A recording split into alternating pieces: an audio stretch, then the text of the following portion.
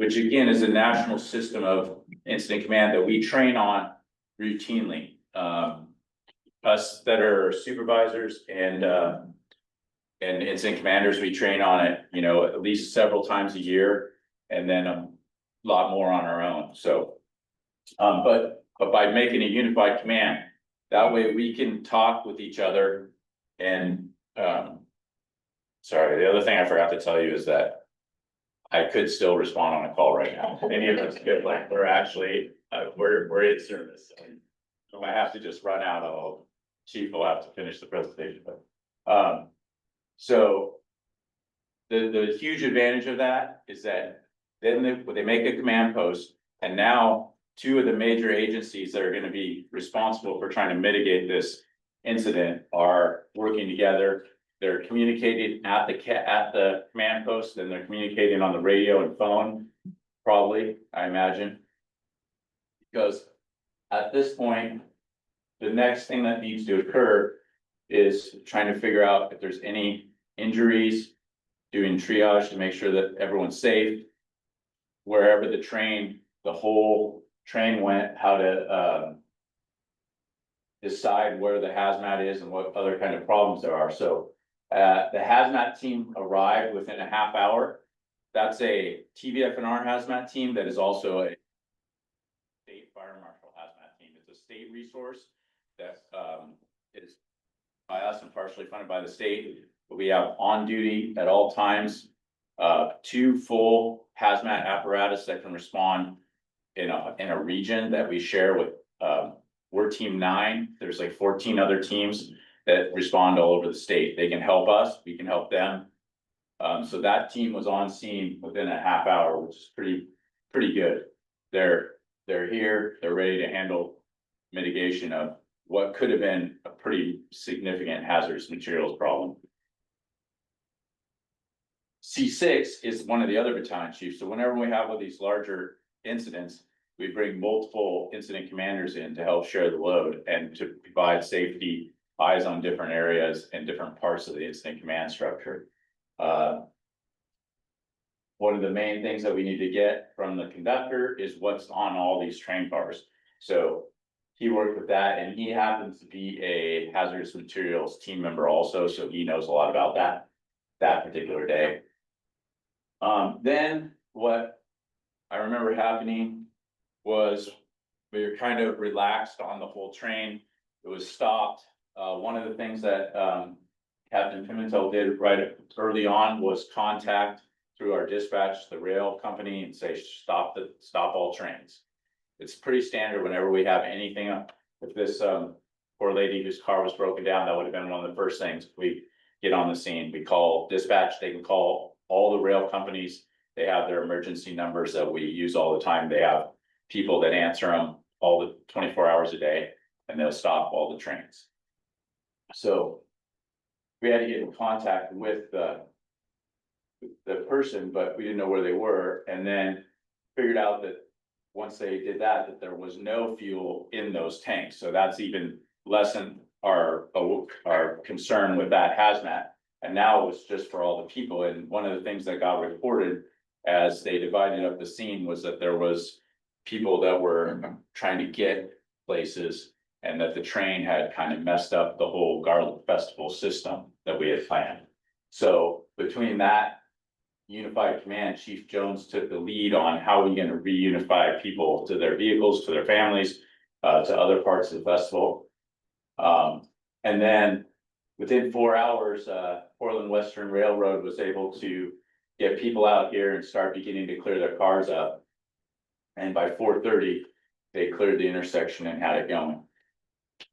It was my understanding that that train was like 1.5 miles long.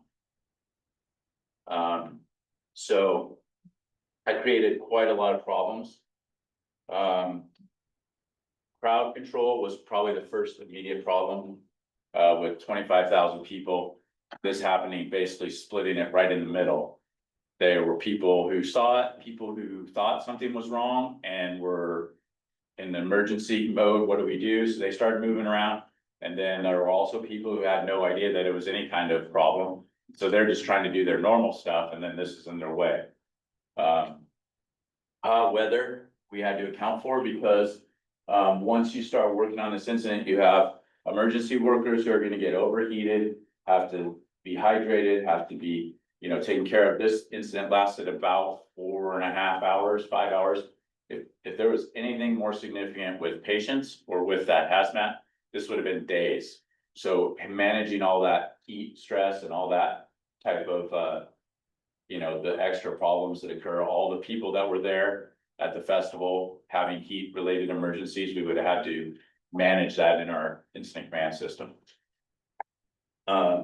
Another huge problem was how long the train was, the numbers of cars that were on it, the different contents, and getting, making sure that there was no other collisions or that there were any other problems.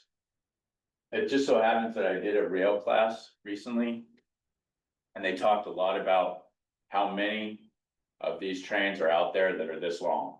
This is fairly common. They also have like 4 restrictions on where they can put stuff next to each other, and that's about it. So you can have fertilizer pretty much next to fuel, and next to crude oil. So you don't realize how much stuff is on these trains. So with that, that's why these guys did a really good job. We need to isolate, we need to deny, we need to figure out what's going on. The other thing is, safety wise, they had set up divisions to manage. So they put people in charge of police and fire crews in different areas because they couldn't access. So they set up a north and a south division, I think, or one side or the other. And people were trying to cross the train. And something that I learned in that class or was refreshed on was that these things don't stop moving for a long time. When they're still, does not mean that they're not moving. All the couplers still move. It's all based on momentum. So it's a little bit of engine power, and then they're all moving each other. And so whenever they stop, it's the same thing. So with a mile and something long train, 10 minutes later, you could have one of those couplers move. And that's really dangerous and hard to manage for emergency crews. I'll just jump in there from the beginning too. That was one of our initial priorities, getting on scene was, there's just, it felt like seas of people going up and over and through this train at every intersection, right? Because it cut every north-south intersection through town besides Gordon Road. And so, from Glencoe all the way west. And so our initial priority was, luckily we had enough staff on because Garlic Festival was going on. But we put basically a uniform on each side of every intersection was the priority to get people to stop. And we had to be pretty blunt with people on several occasions that like, no, don't, for safety concerns, but that was a huge consideration in the beginning to get that pedestrian traffic to stop going on the train. And with the, talking about the conductor, also one of the challenges initially was getting the conductor back to the CP location to get, the manifesto and everything that was on the train and what happened, what all the stuff we need to know. Problem was he was over a trestle down over here and couldn't just walk the tracks back to where the problem was. And so an OSP trooper, we sent him to go find this conductor and bring him back. And he was walking on the road and got picked up and brought back to that side with them. But it was one of those things you wouldn't think about. That was what we were kind of getting a little impatient, at least I was, like, why is he not here yet? Well, he couldn't find his way back. Yeah, he had what he needed with it, yeah. But it's like he couldn't get his way back because he was. Oh, yeah, he was. Yeah, he tried to walk the track back and couldn't because the trestle. So. They told us in that class that they're trained to that's what they do. They get out, this could be happening in the middle of nowhere. So that's what they do. They just get out and they're just walking back. That's their only course, and it was really smart to go pick them up. Did you have a question? I think you may have said this, but, can you remind us or remind me again, how many trains or cars were on this train? I don't know if we had the exact number of cars, but it was definitely yeah, it was like 1.5 miles long. Okay. Thank you. A lot of cars. Yeah. Okay, so then a little bit about the incident command system. So we 132 cars. 132. Yeah. It's a lot. Yeah. So in a setting like this, not only are we trying to mitigate the incident, stabilize the incident, protect any life and property, we also have to then take care of people who are not having a problem, regular emergencies, and the crews that are working. And so that's why we use the command system. And the instant command system really helps with that, helps us to track people that are working on the scene, track what they're doing, what their job is, what they're supposed to be doing, and where they are and how it's going. We do that through face-to-face radio and phone communications, which were also all up in this setting. The hard part was communicating with the public. So trying to have a isolation distance around the train of 100 feet had to be done sort of manually. That's why the incident commanders kind of joined together. So the other battalion chief and Chief Jones, they met up. How are we gonna do this? Chief Jones is gonna handle the moving people to their cars, and I think the fire department was gonna handle this isolation distance around the wreck to keep that all safe and make sure people weren't going into the 100-foot wreck area, which was small because it was only grain and they were just slightly tipped over. It would have been a lot bigger. That isolation zone we would have had to make been a lot bigger if it was a hazardous material.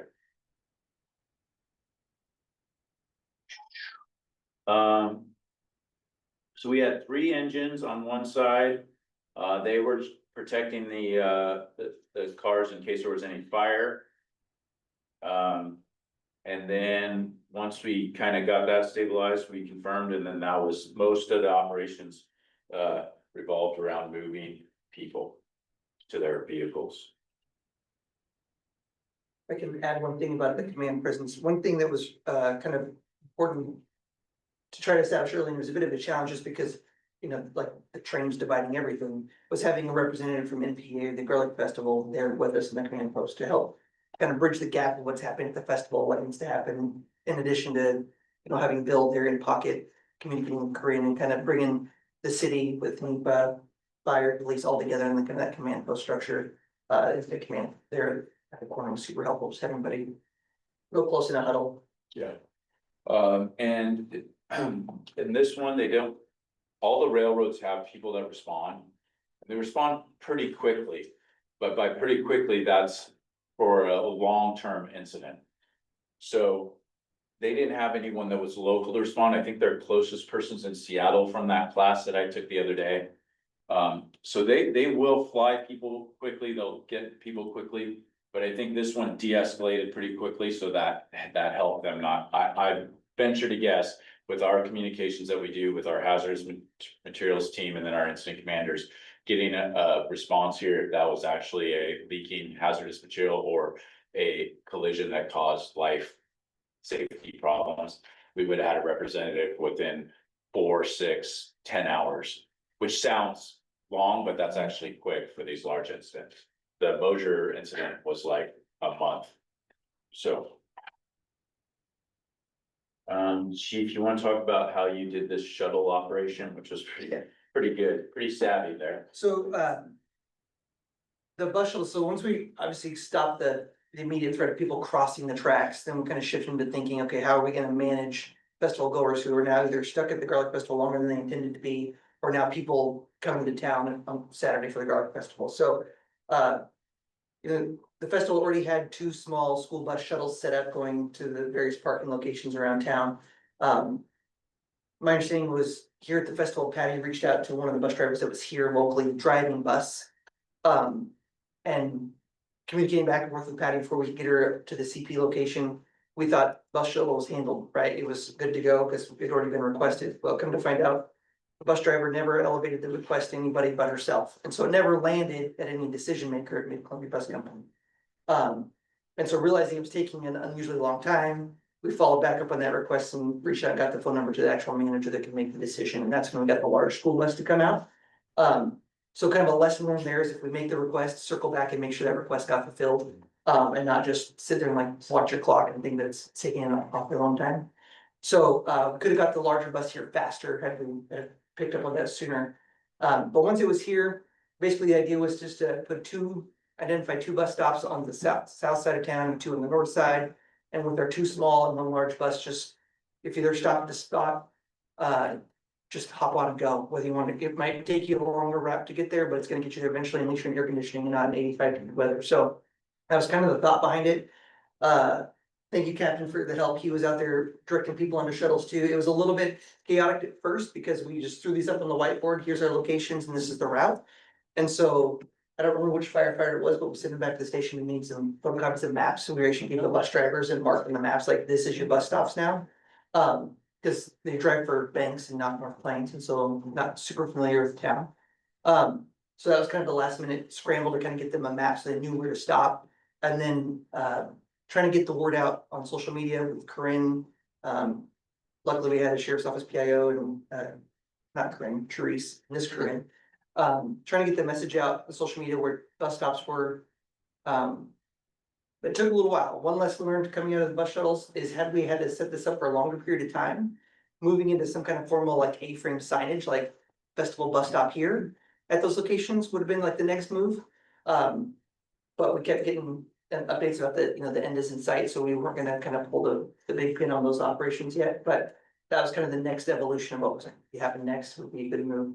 One thing we did learn, I think fire requested originally TriMet come out and bring us a bus. We use it all the time around the county for, whether it's a shelter or we need transportation for large amounts of people.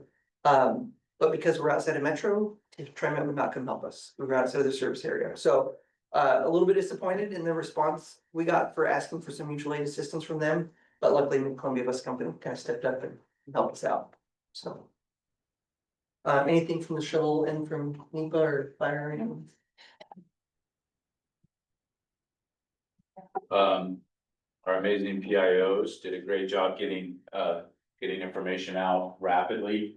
They handled the news. We were very, the downside of having an incident right in the middle of the Darling Festival is that, all the people and all this stuff and the open house, but the good thing is there were a lot of people at the open house that were really helpful, that were already on scene, that wouldn't have to try to drive there, wouldn't have to try to manage.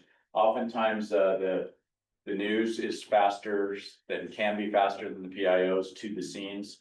And then incident commanders have to help manage that. So it's really nice having PIOs right on scene. So that's a good plug for them. And they were also very cooperative.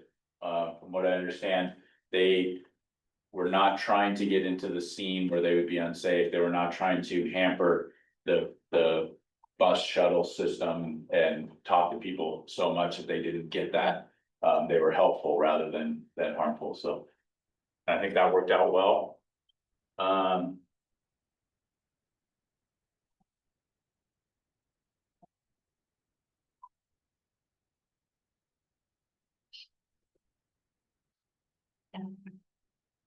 So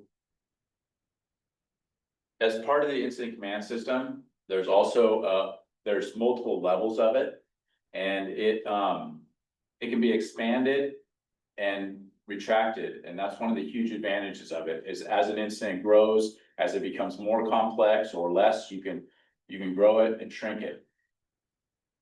One of the things that you do when you grow it oftentimes is that we have local response, so you're going to get a couple chiefs from somewhere, maybe some captains, that they're going to run this system, and then as the incident gets bigger, it's too hard for them to run. One of the huge parts of it is what we call span of control. How many people can I supervise? How much work can I get done? What can I keep track of and make sure that they're safe and keep them accounted for? So as the incident gets bigger, we have what's called an IMT, which is an emergency or incident management team. They often respond to the incidents, and then we have emergency managers. So when there's something that is out of the norm that's causing a hazard, then we have an emergency, and sometimes we have major emergencies. That's different than a standard incident. We have a medical call, we have a fire at the incident. So we kind of intermingle those names together.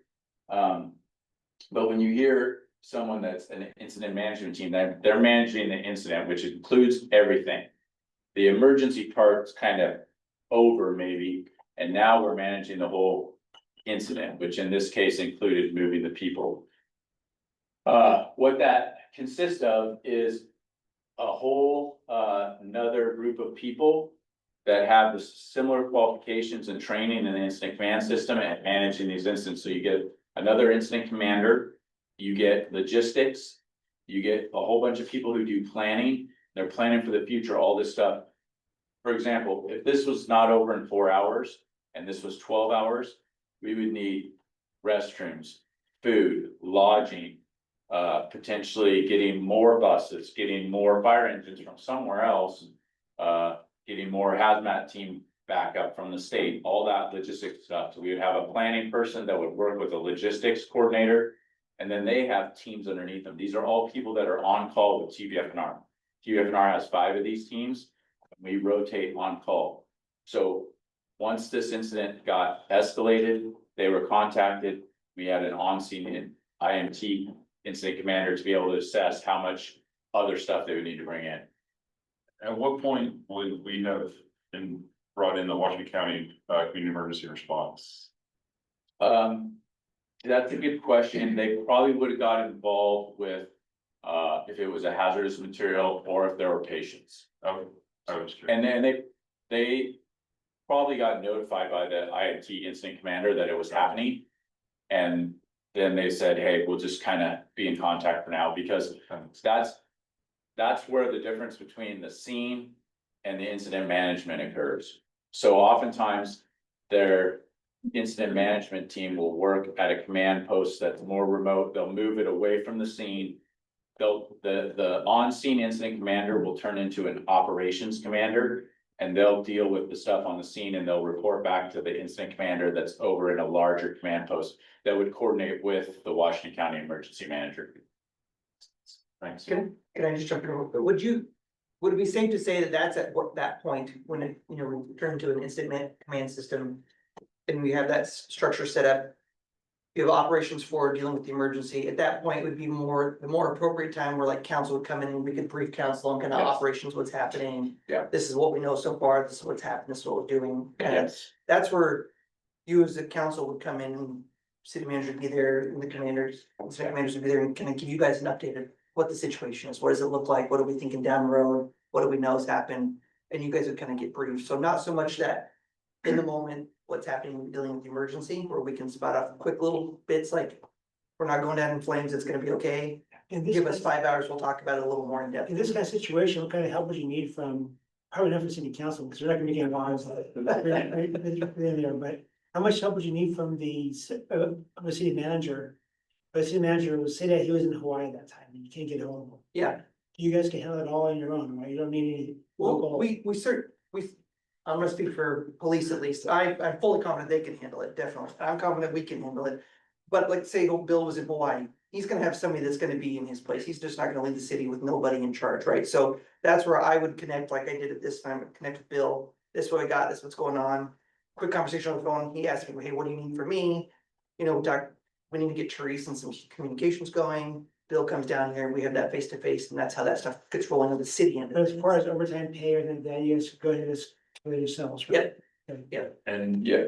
just, I'm sorry, just a quick comment on that. So just to be clear, Bill did notify me very early, I can't remember, it was super early in the timeline.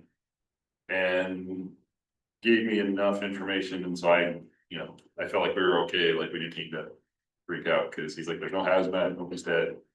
Which was my 2 big concerns. I drove in town and seen it. I'm like, Yeah. let's start figuring some stuff out. Yeah. Row one, who got hit? Yeah. You know. How did it derail? You often think that Well, I it's gonna think hit. train stop. Yeah. They hit somebody. Yeah. And they do have a lot of human strikes. That's their most common emergency is hitting people with the train. When I went to that rail cut class, that's what they talked about. Trails that or trains that kind of fall off the rails don't happen as much. But when we start talking about incident management, then there's a lot of laws and rules that come with transitioning the responsibility for this incident. So there's an entire rail division for emergency response with Oregon State Fire Marshal. They get funding from the rails company have to pay them to manage these responses. So then they would get into that legally, and then there's, not to get super complicated into it, but there's different transitions of delegation of authority. Who has authority in this region and who's gonna take over the control of it for this time frame to handle this incident and then give it back to that. And that, in this case, it wouldn't necessarily be your council, but as you're doing that, it's so, so organized that it's lined out to where there'll be like briefing with the city council. You know, at this time, the incident commanders, the planning person, they'll organize it, they'll have you in there, you could meet.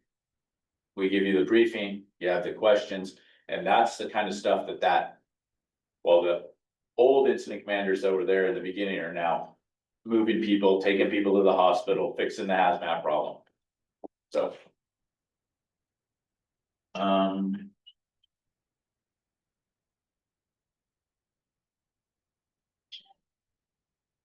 So. Couple of the things we learned. Is that we do have a pretty good depth of resources and able to respond to this. Between TVFNR, Oregon State Fire Marshal, their hazmat team, which we operate. Another hazmat team that is right on the other side here in Tillamook.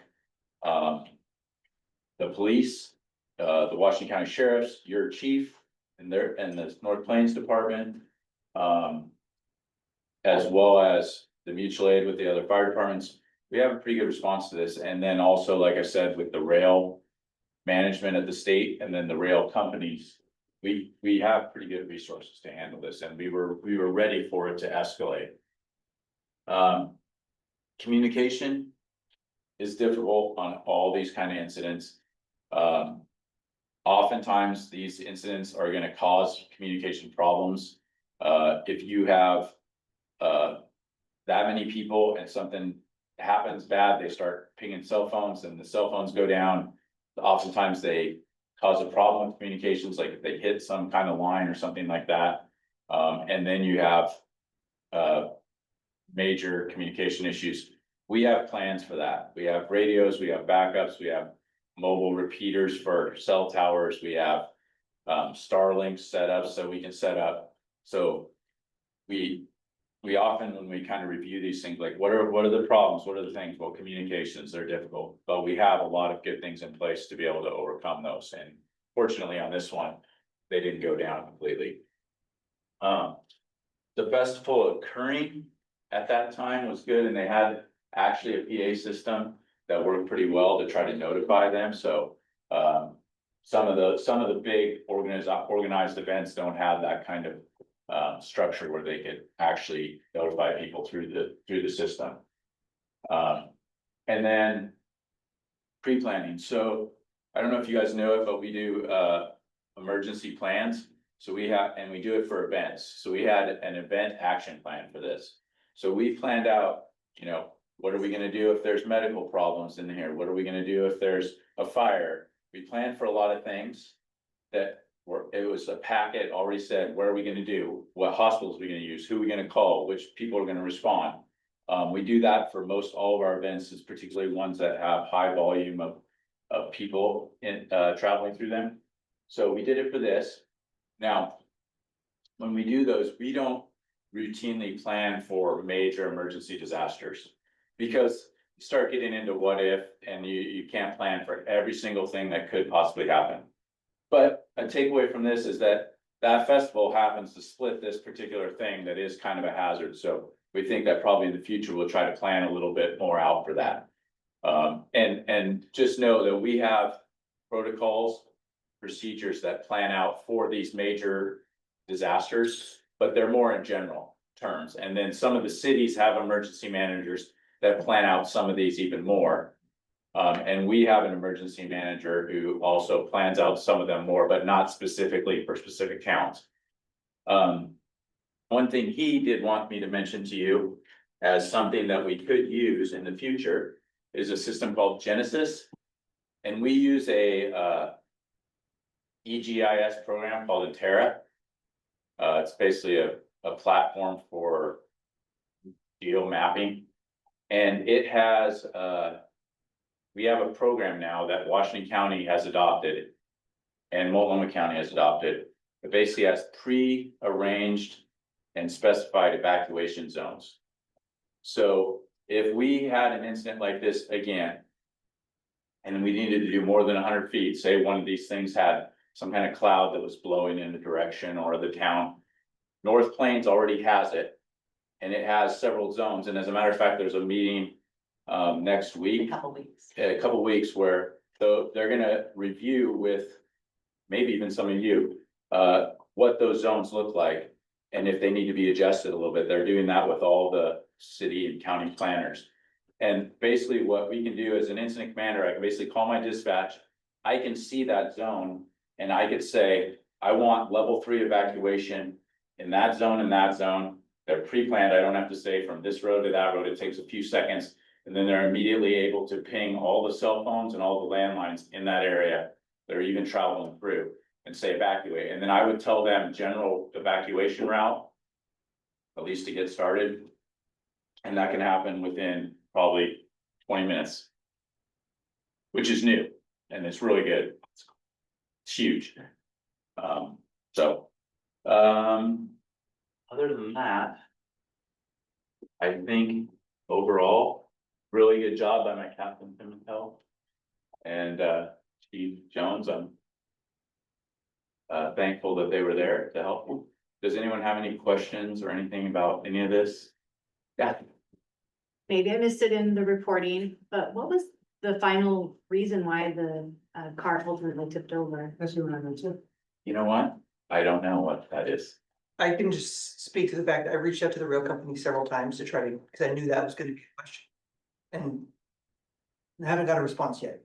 So when if I ever hear and able to ask that question, I will happily report back, but as of right now, I don't know. It's not a curve. It's not a curve right there. No, but there very is straight. switching tracks in that area. Yeah. Yeah. And switching often could be the cause. From that rail class, they said that. Excuse me, most of them is speed. If the train's going too fast, that causes the problems. And then the switching areas cause problems.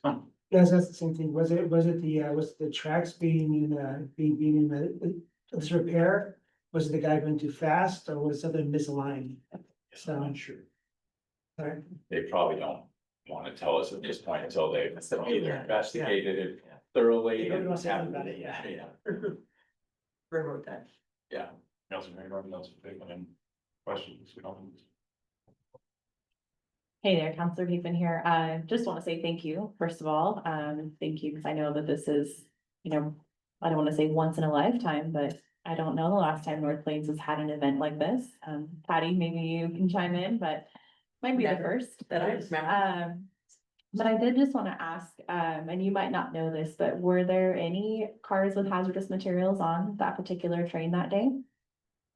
I'm not 100% sure, but judging from 132 cars, I'm guessing there probably was. Probably likely. Yeah. Thank you. All right, so yeah, I did ask Matt to point out, just to make sure everybody's clear, this was an incident. I mean, it was briefly an emergency until until they figured out it wasn't. But I just wanna make sure that the public's aware, if there's an emergency, that's a whole nother set of protocols that get invoked that we would not like to have invoked because it could involve FEMA and the state. There's a lot that goes into this. And I'd also I spent the first 9 years of my career doing military law enforcement, emergency management, all this stuff. We trained for bigger incidents. So I thought this went really well. I was impressed that, with the chief, with TVFNR, with North Plains events, and with Bill. Like Bill calls me and he's calm, and I'm like, "How are you calm? Like, there's a train derailed in the city." He's like super calm about it. It's like, yeah, that's what happened. All right. And also with the residents, I just a huge shout out to the residents. Several people, Russ and Daniel and a few others had mentioned people literally just went and got their own cars and started ferrying people, or just would get water. I'm like, that's cool. Like, that should make you proud of this city. Like, I thought it was great. Not only did the paid staff do it, but then people just showed up and helped. And that's pretty awesome. So I'm super grateful, and Chief Jones and crew for just making this all happen. I believe when I talked with Daniel Stitchfield, he said there may have been one other one that he remembers, but it was a while ago. But not during the Garlic Fest. And I believe, if I remember right, correct me if I'm wrong, I think we may have had record turnout. Probably close? close. Yeah, so I think the press helped. Didn't hurt. It didn't hurt. Yeah. So no, I was there at the Garlic Festival and it was awesome. I thought we had a lot of fun. And yeah, I'm just super grateful that nobody got hurt. One thing I'll say to the public is please don't slam on train cars because you'll give us all a heart attack. Thankfully nothing happened. That one did freak me out a lot because I thought the same thing. I'm like, wait, I was thinking about the physics of a train. I'm like, this is not good. Sure. But also thanks to state police, because even I saw one of their guys, stopping me. So they got involved, which is great. It's a nice part of the station, you know, basically in our backyard. So yeah, really, really well handled. And you know, thanks to Bill again for just keeping everything. I would say keeping the trains on the rails, but I can't say that anymore. Keeping calm during what could have been a lot worse. So yeah, great work and really appreciate it. And great job, guys. Really appreciate the debrief. And I think you sound like there's a couple takeaways, but for the most part, I think everything went better than I thought it would go.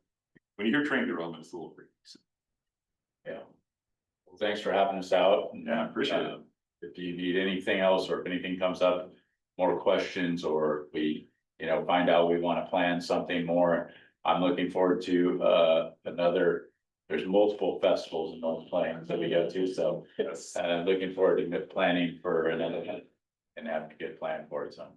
Perfect. Thanks. Thank you much, all. Thank you. Appreciate it. And with that, we were. All right, I call the North Plains City Council meeting to order at 7 o'clock. Already done the pledge of allegiance, so Lori, can you do roll call? Thank you. Council President Dumbrell, Present? Councilor Page. Here. Councilor Hagedorn, Here. Councilor Pittman, Present. Councilor Redding, Here. and Councilor McCall Wallace is excused. Thank you.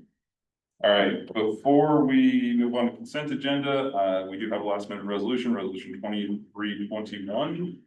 Declaring a vacancy upon the resignation of Councilor Paul Wallace. We'll add that to 10A, unless there's any objections, consensus, yes. Good, everybody, thank you. All right, so now I got an email about the consent agenda, so I think we had some corrections. Is there anything else, or does anybody want to make a motion? I'll move to approve the consent agenda with the submitted corrections. I'll second. Okay, moved and seconded. Any discussion? All right, all in favor of approving the consent agenda with the amendments, say aye. Aye. All opposed? Motion carries. Consent agenda is approved. All right, now we move on to public comment.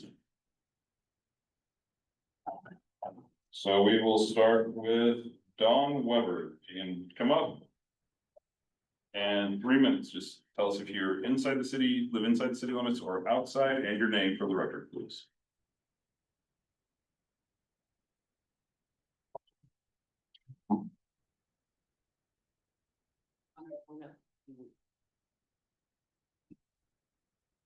Before we start, it's important to note that the Mariners are winning. They're big games, so. That's not appropriate. Don Weber, City of Spokane, and also volunteer on the Parks and Rec. I'm here tonight because I was reading up on the information for tonight, and there was a large section that Bill had drafted in regards to surety bonds and strong towns, and somehow I am a part of that section, which I found disturbing. It refers to me as a member of the Parks and Rec, but that is me. And the thing that I'm accused of doing is calling an expert on the URA, a Linda Howard, And it's true. I called and talked to her. She was very cooperative and gave me lots of information. So I guess I'm guilty, whatever that means. I'm a little perplexed why that is in the surety bond strong town section. I'm here to give a little background. I walk all the time, as you're aware. One of the things I'm aware of when I walk around town is we have lots of old businesses, which I'm a big fan on, from King Torta around the corner, the hitching post and the resale and the Two Sisters business, and then all the way down to the Rogue and the Last Watering. And they are all kind of older looking and could use improvements. And so I was very excited when I heard about the urban renewal plan, that in fact it has hundreds of thousands of dollars and often gives grants to those kinds of things. So I've kind of been aggressively trying to find out why the city, as far as I know, in the last 20 years hasn't given out any grants to those entities.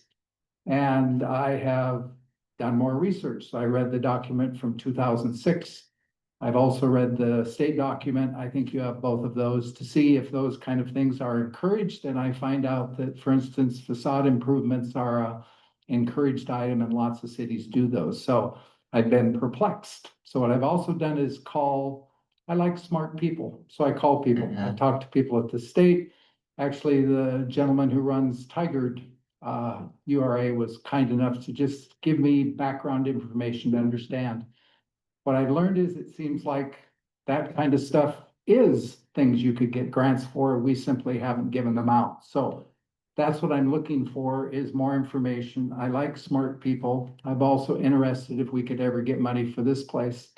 So the bottom line is, this Elaine person I think is wonderful. I'm very excited. She's the one that we need to listen to, not to me. So I'm very excited to see her come before this group and give help. Thank you. Thank you, Don. All right, next up, I have Larry Gonzalez. Just come up and state your name for the record and inside the city limits or outside the city limits. Larry Gonzalez, North Plains resident. Thank you, council members. I apologize in advance if I offend anybody. These are trying times for our city.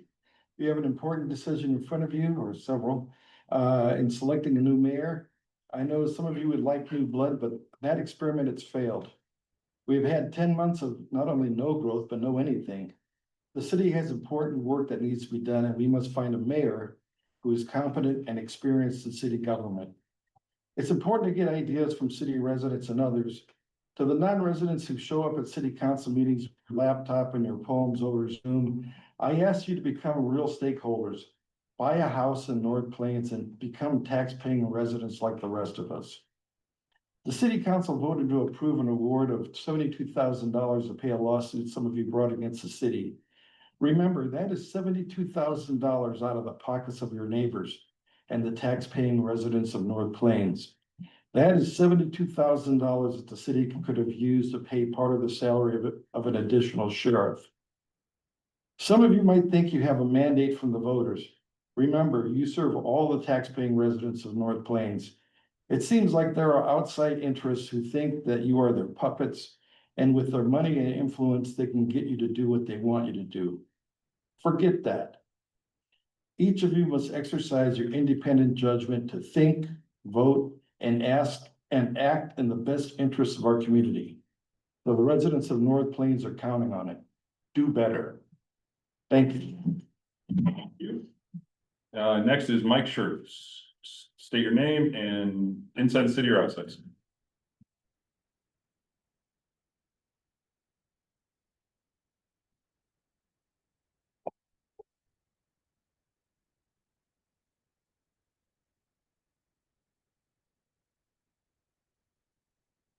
Mike Schertz, I'm a resident within the city limits.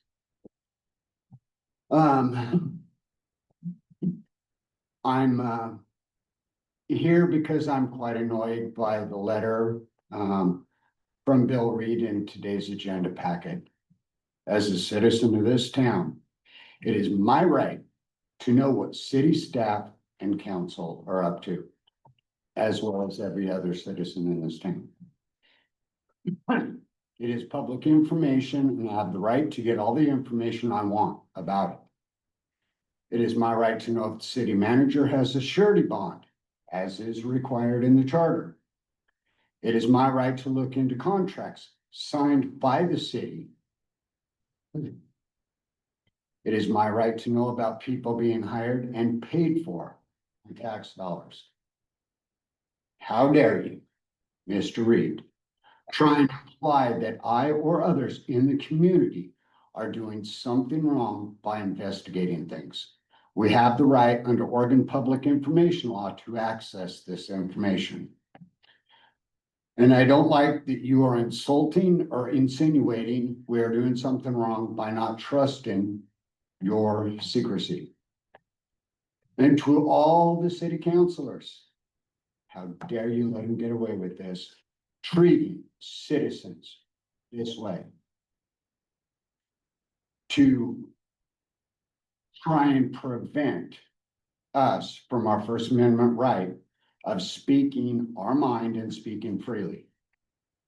Now, we, the citizens, voted for a new city council to get things in order. We expect that to happen.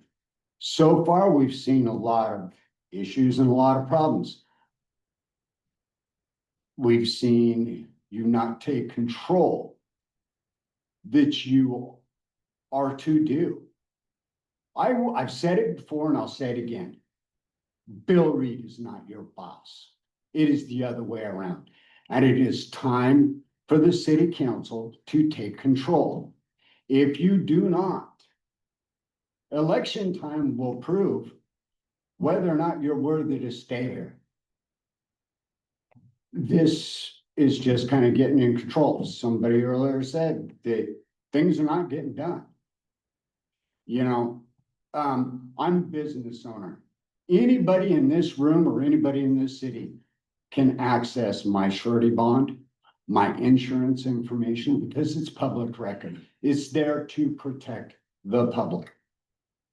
So for somebody to get upset because you requested to see their surety bond or whether it's paid for.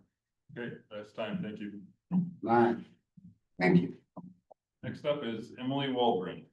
You can come up, state your name for the record and inside the city or outside.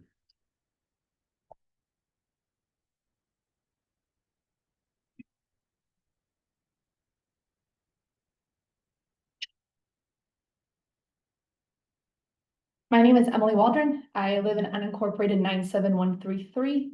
And today, half of what I'm talking about in the beginning is speaking on behalf of Strong Towns. And as the saying goes, we have members both inside and outside the city. The only comment I have as Strong Towns speaking today is that we're excited at the idea of Elaine Howard being hired for the URA. And we ask that you hire her in a full contract capacity, not just as like an on-call or on retainer. The URA is very important to our town. We've had multiple businesses close down recently. And if we have a hope of creating the North Plains that we all know North Plains can be, we need the URA to get that money and to expand our URA to have more guidance for these businesses. So we ask that you hire her fully so that way she can do a great job and ensure that we get the URA for another 20 years. Not as a Strong Towns speaker, just as Emily Waldron. I just want to say that I am disappointed at this idea that Strong Towns is just here meddling in all these different problems. We're neighbors, both inside and outside the city. All our kids go to the same schools. We all drink beer at the same bar. We all go visit Miss Kim if we need something last minute. And our organization is one that's that way, where we have people inside and outside the city. Everyone is invited to come to a meeting or to when we have the community events downtown. And we just want the best for our town. We want to see it grow into what the North Plains that we love, where we're a community that has these summer events and that has, trunk or treating, and that has all of these different things that make it a place we want to be and want to live. And so the fact that it's deemed a terrible thing for wanting that it's just heartbreaking. Like, there's so many people that I've met and that I love and that I've gotten to know, even people that I disagree with who still come to meetings. and we've gotten to know each other and have an understanding. Some of them even in this room, and it's been really lovely to have that. And so to just have it be seen as like we're this big boogeyman that wants nothing but to destroy town is a lie, and it's disappointing. Like, this is a time that we should be creating the vision of what we want this community to be and how we want to grow, and doing that together so we all can be in it together, as opposed to the fact that, you know, our group wants some accountability for the rules that have been set out to make sure that we're staying along with that. And that somehow makes us a bad guy. And I don't quite understand the mental gymnastics that gets us to making us the bad guy, as opposed to saying, you know, they obviously care and they have points and valid concerns. So how do we use that to address these concerns?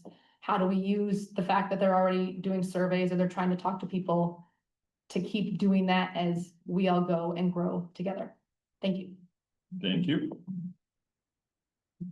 And that concludes our public comment. Next up is Robin with the library staff report.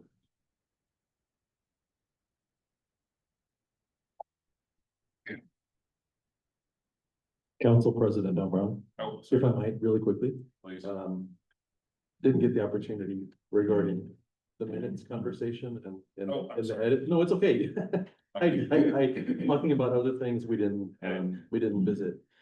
I'm gonna ask everyone, who speaks, please pull the microphone up to you as close as possible, if you wouldn't mind. Council Redding found some weird errors in the minutes that we addressed and you all addressed in your revisions.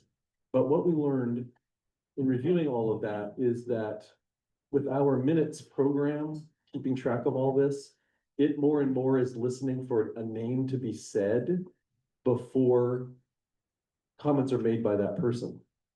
So in the minutes, and Councilor Dunbar does a great job of when there are questions or somebody on council wants to say something or ask a question, he says, Councilor Phage or Councilor Redding. And our minutes program listens for a name and then attributes what's said after the name is heard. And so there was a really weird instance where Councilor McCall Wallace mentioned Councilor Hagedorn, a previous question Councilor Hagedorn asked. And then when it heard that, given the audio, it misattributed the comments to Councilor Hagedorn. So as we speak, for record keeping, if you could please bring the microphone close so that it's hearing properly. That helps tremendously with the accuracy of the minutes the way it works now. So thank you and sorry for the interruption, but just wanted to say that. No, appreciate that. And also just wanted to give a quick shout out. Lori's been getting the meetings up, I think, within an hour of council meeting, which is usually very late, so. And also, since I forgot to say it earlier, in case anybody else caught this, Lori's been with the city for over 9 years. So I think we should all give her a hand. And I'll try to find other ways to embarrass staff. Thank you, yes. Appreciate it. Yes. I'd also like to mention that AI is being bantered about as this evil machinery. And for the record, I think AI would be a great overlord. So James Wade, but really, AI is going to be something that saves a lot of staff time and energy. So it's kind of new, but it's learning pretty fast. So this will get better. Sometimes things will get misassigned, but probably 2 years from now, that won't be an issue. But right now, we're embracing the tech, and it's something that can save us a lot of time and money. So we're gonna keep it on. So There are some cities that have their counselors, when they speak. I speak loud. Have their counselors actually say their name and then say what they're going to say. We're not to that point yet, as long as you guys keep the microphones up. It does tend to, just so you know, our program does tend to mix Trista and Katie up because you guys both speak so quietly. So the closer you get, it can differentiate your voices a lot better. So right now, we're not gonna make you say your name first, as long as you speak up and to the mic. Thank you. Excellent. Thank you. And Robin, now back to our regularly scheduled program. Good evening, everyone. I am Robin Doty, Library Director for the minutes. Hey, just before I do my report, I just want to thank staff for doing a wonderful job while I was away on vacation. This is my first day back. I just want to especially thank Brianna for facilitating library board last week and also leading the teens in decorating the library for Halloween. It's very festive in there. We'll be having a Halloween dance party on Halloween. Very fun, come in your costume. Usually you have a statistics sheet in your packet and that I think just due to me being gone, didn't get included, but if you'd like to look at it, it's in the library board packet, which is on the same part of the website. Just the highlight from that, we had 7,500 items borrowed from our library last month, up from 7,200 same month last year. And just the biggest item of interest going on right now for the library is that we have a WCCLS levy on the ballot. And the current levy is expiring. And so if the proposed levy does not pass, our allocation of funding from the county as a member library of WCCLS will likely go down. And the community of North Plains, including the surrounding areas, will have reduced access to library services such as open hours, story times, digital library choices through Libby, physical books, summer reading program, and outreach to schools. So that's just a reminder about the current levy. Any questions? I know that being a employee, you're not allowed to really able to stump for this. You can only say that what you just read. Just the saying facts. that there could be some cuts, right? And amongst those cuts could be these things. Could be. There is this levy being proposed and also the police safety levy at the same time. Mhm. Do you have any forecasting? Did anybody do any forecasting of how this should pass or not, or how do you feel about things? Well, I'm not sure about the police part. Maybe Chief Jones can talk about that. But as far as the WCCLS levy, the county does polling as part of the process to and they did do 3 rounds of polling that it polled positively. And so those results were presented to the County Board of Commissioners. I think the last one was in August. Thank you. Yeah, I'll address a little bit more about the levies during my council report. Anyone else? Did anyone read 1984 as part of this? The Banned Books Week theme. I mean, I've read it. I didn't reread it for this year. George Orwell. Well, thank you very much, Robin. You're welcome. Next up is Chief Jones, Public Safety.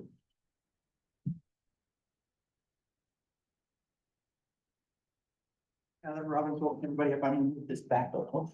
All right, good evening once again, council. Just a couple things to add to my monthly report there, provided to you in the packet. It was in my report, but I'm just gonna highlight it. The deputy Bargers is gonna be out for about a month for some family, unexpected family, personal leave. In the meantime, though, Deputy Parker Vance, who's filled in for us before in City North Plains and excited to be here in North Plains and would like to work here someday, is gonna fill in Deputy Barker's absence. So we're excited to have Deputy Vance here join us. He'll be a friendly face to see around town. Won't be too unfamiliar for most. Additionally to that, we are, NPPD is celebrating Domestic Violence Awareness Month with our partners from the Family Justice Center, or Family Peace Center now. The whole month of October, you'll see my car's got the purple ribbon on the hood for domestic violence awareness. And then last Sunday, Deputy Schutz got to partake in the Run for Hope, an annual event hosted by the Family Peace Center. And just raising awareness again for Domestic Violence Awareness Month. Additionally, October comes Breast Cancer Awareness, and this year is the first time the Sheriff's Office has honored those that have been impacted by breast cancer with pink patches. So you can see I'm wearing a North Plains pink patch now. We got some pink badges also to wear that Sheriff Massey has authorized all county deputies to wear for the month of October. Outside of that, I included in my report Q3 stats. And outside of that, I don't have anything to add unless you have any questions. Councilors?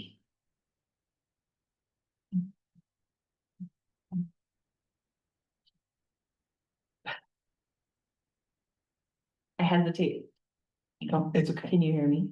Okay, am I close enough, Lauren? Counselor Papin.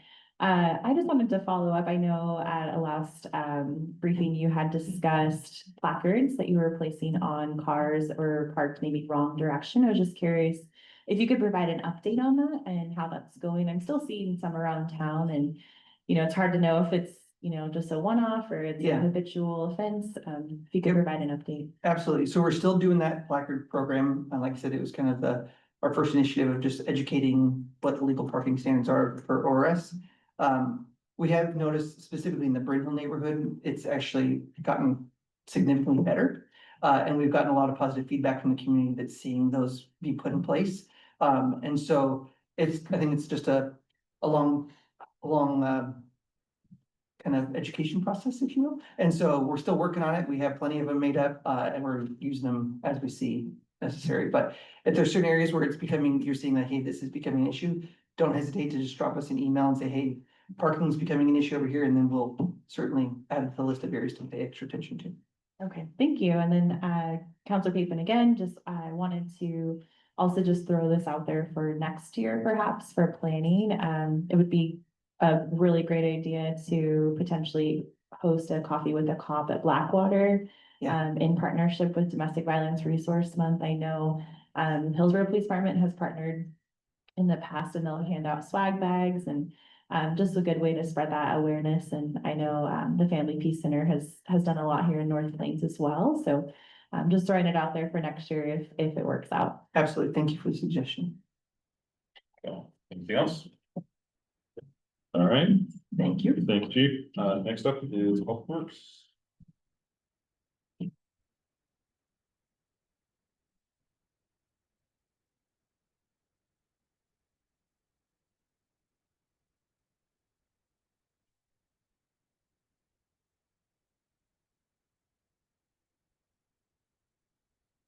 Good evening, Council. Dustin Lucanati, Public Works Director. I do not have a lot to update except for a couple of alibis as happened since we did the report. I would like to announce that our new operations supervisor is going to start on November 10th. So I do have that confirmed, and I'll get his official letter out here pretty soon. But originally, I think in the report I mentioned it might be after Thanksgiving, so this is going to be a good release. I would also like to congratulate, I mentioned in the report, but I want to kind of give a shout out to Matthew Schnepp. He just got promoted to our water distribution lead. He is working very hard for the city, and he's kind of working on a lot of things in the background that a lot of people don't see. And so hopefully one of these days I'm gonna get a picture of what these guys are working in the water and the pump stations and things like that. Unfortunately, I did have a resignation from the water team. Brian, a great skilled water technician, is gonna go back to the private side, and so we wish him luck here in the next couple of weeks. But fortunately, we've got our new supervisor starting, and we're gonna be working on staffing and what we're gonna be doing in the future. Other than that, I don't have anything else, so questions for you, or up to you. Counselor? All right, I have one. Can you give us a little more on the fiber? Is that actually gonna be like in? What I'm trying to say here, residential, sorry, or is that something else? I'm sorry, you're gonna have to, I'm not sure what you're talking about. There was a upcoming projects, I think it was an AT&T, Oh, there is yes, the forged fiber, they are Yeah. doing, yes, they are doing a new utility. It's not a franchise, it's a license. And so we used to have a different system in place, and so this is like the first time we're doing this particular licensing. okay, And so we were working with our legal teams and their legal teams to finalize the process. Let me see, there is one more thing I did forget. One of our future meetings, probably next meeting, I'm going to bring up a resolution for a an easement at Jesse Mays Park. We have PGE is going to be relocating a pole, and with that pole and the overhead line, they're gonna have to actually do an easement. It's gonna be outside of the right of way, and so they're gonna be asking for this, and I'm still waiting for them to present their actual plans for that. But because of that easement being out of the right of way on city property, that would have to come to you as a resolution. So that's coming up in the future. So I just wanted you to be aware of that. Okay. I have a quick question. Yeah, sure. This is James Page. A quick question about the fire hydrants. When they get hit by cars, how long does it generally take to replace those? Do they take the same ones that were hit and repair them? Or do they have a stash of fire hydrants to put in there? And what kind of work, does the pipe break clean off? Or how does that even work? How long are they down for? Well, in the case of the first one, it actually was hit cleanly. There's kind of like a break in there and it'll hit it and it'll just kind of topple over. And we've got repair parts that we can just come in and fix it. And so our crew was able to fix it within, just maybe probably a couple of hours. And so it was up and running, fairly quickly. The second hit that we had was a little bit differently, and we're kind of looking into when that particular hydrant was installed, it didn't have a concrete collar or anything on it, and so the hydrant, instead of being sheared off, it actually tilted forward, and so that made things a little bit more complicated. And so we were kind of running short staffed that particular day, and we had TVWD come out and help fix that. But usually you'll have kind of concrete underneath the ground holding the hydrants in place, so if a car hits it, it'll shear it off. And that way we have the parts to be able to come in and replace it. Otherwise, if it hits the hydrant and the hydrant wasn't installed properly, it could, basically mess with the main system, and that's when we see the geysers and things like that. But luckily in both instances, we were pretty free and clear of that. And nobody got hurt. No. So that's good. Not that we know of. Not that we know. Let's hope nobody got hurt. No one on my team. All right. Thank you. Great stuff. Next up is plan.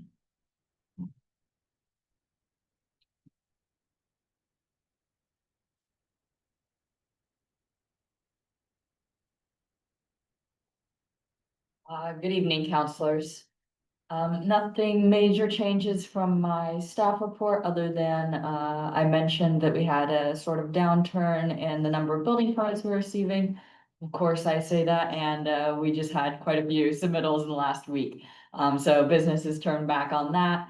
And I did attend the OAPA Planning Conference in Bend last week. It was a great conference. Lots of great sessions and lots of opportunities to connect with the planning community around Oregon. As you're all aware, Oregon has a bit of a unique land use planning system, with that being enshrined in state legislature. So Oregon planners have a tight-knit community, and we rely a lot on each other to come up with solutions and creatively solve the problems that are facing us, particularly with the housing crisis. So it's a great time for us to get together and brainstorm. As we talked about the head of the meeting with using AI for minutes. That was a big theme at the conference this year, how we can use AI to help with planning, and it's something that I'm sure we'll be looking into in the future for ways to provide after hours support or code navigation, little things that can make our residents' lives easier.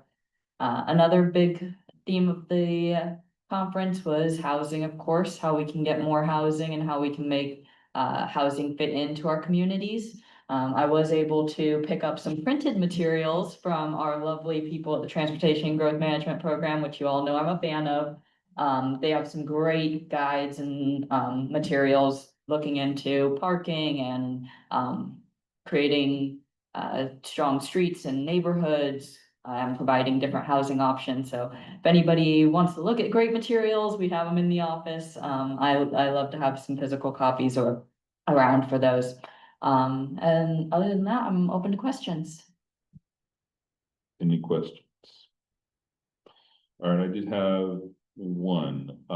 You mentioned code enforcement, so my question is, do you need anything from our side to help you, or are you good? It's just happening, you're just letting us know. This is just an ongoing effort. Okay. These things pop up. We try and address them in a timely manner. Okay, yeah, when things like that come up, I just want to make sure that you're not asking us for anything, so. Just for your awareness. Thank you. Oh, and one other question, I'm sorry. You mentioned the TGM neighborhood meetings. Do we know roughly when we're thinking of starting those or? Yep, we're expecting to host those in the next couple of months. So could Awesome. be, I'd say safely, hopefully the first one within 1 month. Okay. Great. And quick shout out to Rowan. Great job on planning commission. I think we had a really productive meeting. I'll talk more about that at council comments, but I thought you did great. Thank you. And next, is 3J on? Yeah, Brian. Yeah. Brian is on. Brian. It was. No, I'm here. Good evening, guys. Brian Feeney with 3J Consulting. I have nothing else to add to my summary that I provided in the council packet. So if there's any questions, I'm here to answer them. Any questions? All right, I just have one. I saw we're reviewing the space age, the additional gas pumps. I know that is a massive undertaking because it's going to involve us, the county, and probably the state.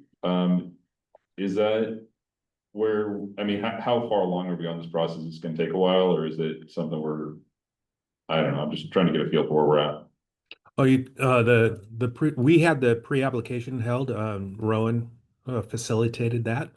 We gave them all the preliminary information that's required by applying for a land use application, and it's in their court right now. So nothing's been formally submitted to the city for review. Okay, I was just curious because I know we had some conversations with the planning commission. I just wanted to understand, but thank you. That was my only question. For the space age, sorry, to tag on that. How long does that normally take to get approved and actually put in? Will it be available for the summer of this coming up year? Because that's when most people buy gas. Really depends on their schedule too. I mean, like I said, it's in their court to submit to the city. I don't know when they anticipate to submit. Rowan may know that answer a little bit more than I do. But yeah, they got to go through the land use and then they got to go through the building and city permit process. Road's coming up now. Yes, so we did have that pre-application conference with Space Age and they're currently working on a traffic study. So that'll be coming in hopefully in the next few months, but we have been sort of on and off with this applicant. Obviously, it's a large undertaking for them. Once they do have that traffic study into us and we do some city, county, state coordination, they'll submit an application and then we get on the shot clock with the state, which is 120 days to render a decision on the application and resolve any appeals. That application would be a type 2 design review, which I will be electing to refer to the planning commission for a public hearing. So 120 days, so it looks like summertime still could be okay for it to be done. If they, I'm just trying to figure out for the best for that business, and try to have it done by the summertime. Is my guesstimate, right? So that's yeah, we're probably, even if they submitted this fall, they're looking at best at next building season, most likely the following building season, just with how this project's been progressing. Thanks. Okay, thank you. All right, and last staff report is finance. Bill. Thank you. I don't have anything that has changed or needs to be added to the staff report that you have. I'll just kind of point out the big thing in there that looks weird is the fact that we still have the finance and administration department's expenditures for the biennium look really, really high, and that's only because just kind of for folks who have looked at it and looks weird or maybe have questions, month to month, sometimes in order to get a bill paid in a timely manner, but if it has, if we haven't really kind of decided how we want to code it specifically by department, if there's a split or by fund, we'll pay it, but we have to park that expenditure in an account to cut the check for internal controls and accurate accounting or accounting reasons. And because we have this whole new buildings and grounds maintenance fund, we have this whole new fund and things have been moved around in this new budget to create this new fund for us to better track how we're, spending money and maintaining different facilities of ours. So still, and until we get that kind of formally fixed. And expenditures split by funds and departments. We have all that insurance expenditure for 1 year parked in the finance and administration department temporarily.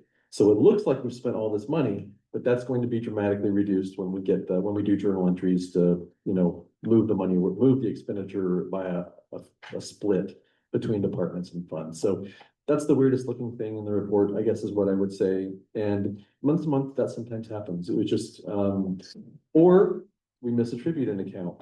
And maybe the Parks and Rec department, bought something. And unfortunately, it accidentally got coded to the library, and Robin says, Bill, what the heck is going on here? We need a journal entry. The library did not do that. Sometimes there's, key punches that don't happen, but we go back and we fix things with journal entries. But that one in particular is one we'll go back and fix. So finance administration has not spent all their biennial budget is the bottom line. I'm pretty sure Dustin's billing everything to the library as we speak.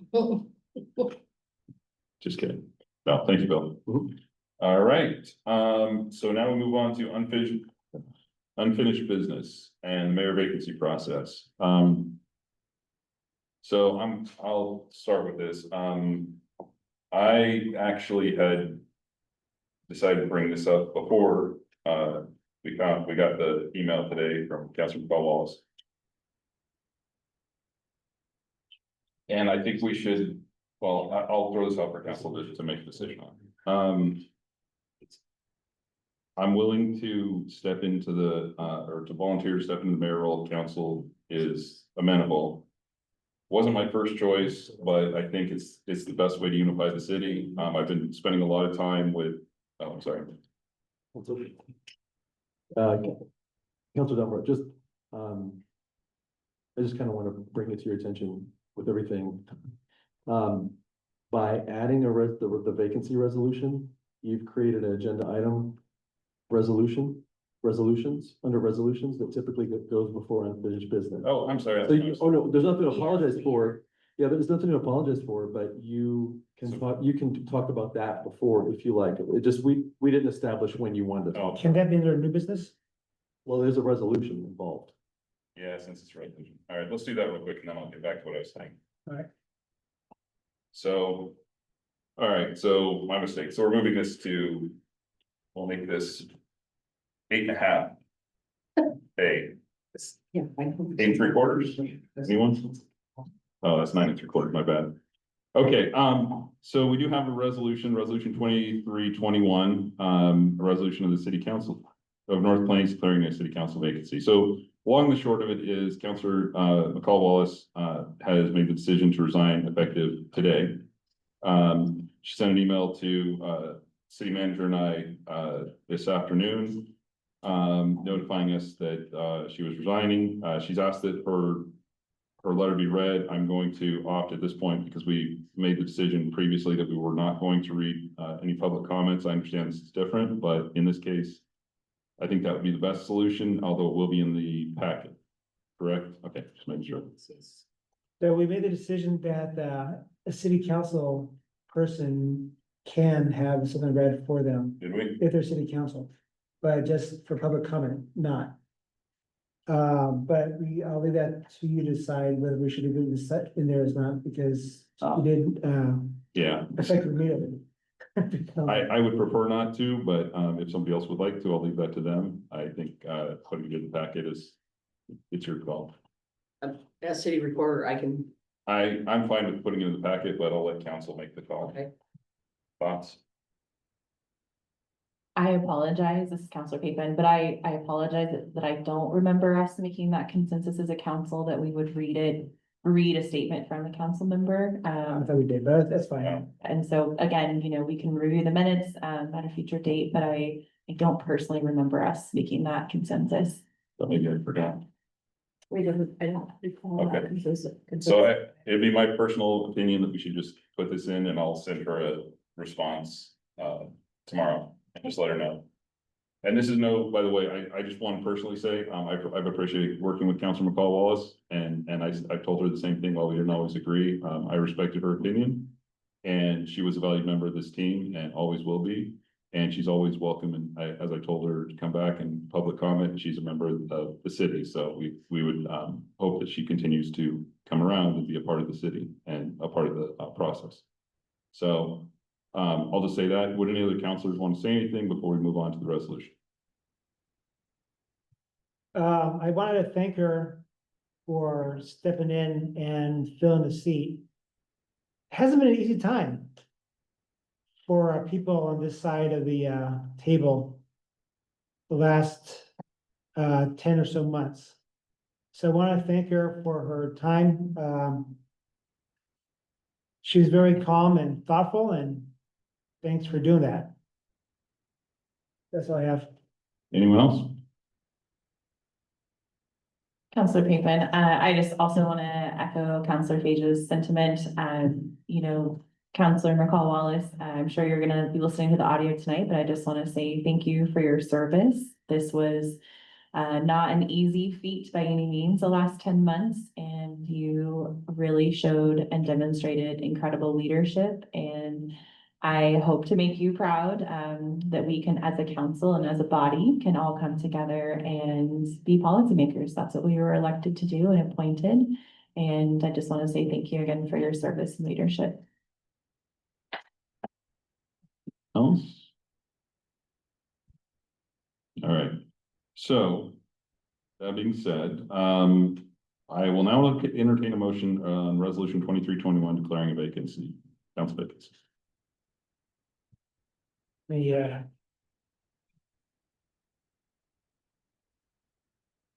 Anyone? Look for some motion here. I move to adopt resolution 2321 to determine and declare a vacancy on North Plains City Council. Okay, it's been moved. Do I have a second? I'll second. Okay, moved by Councilor Papen and seconded by Councilor Redding.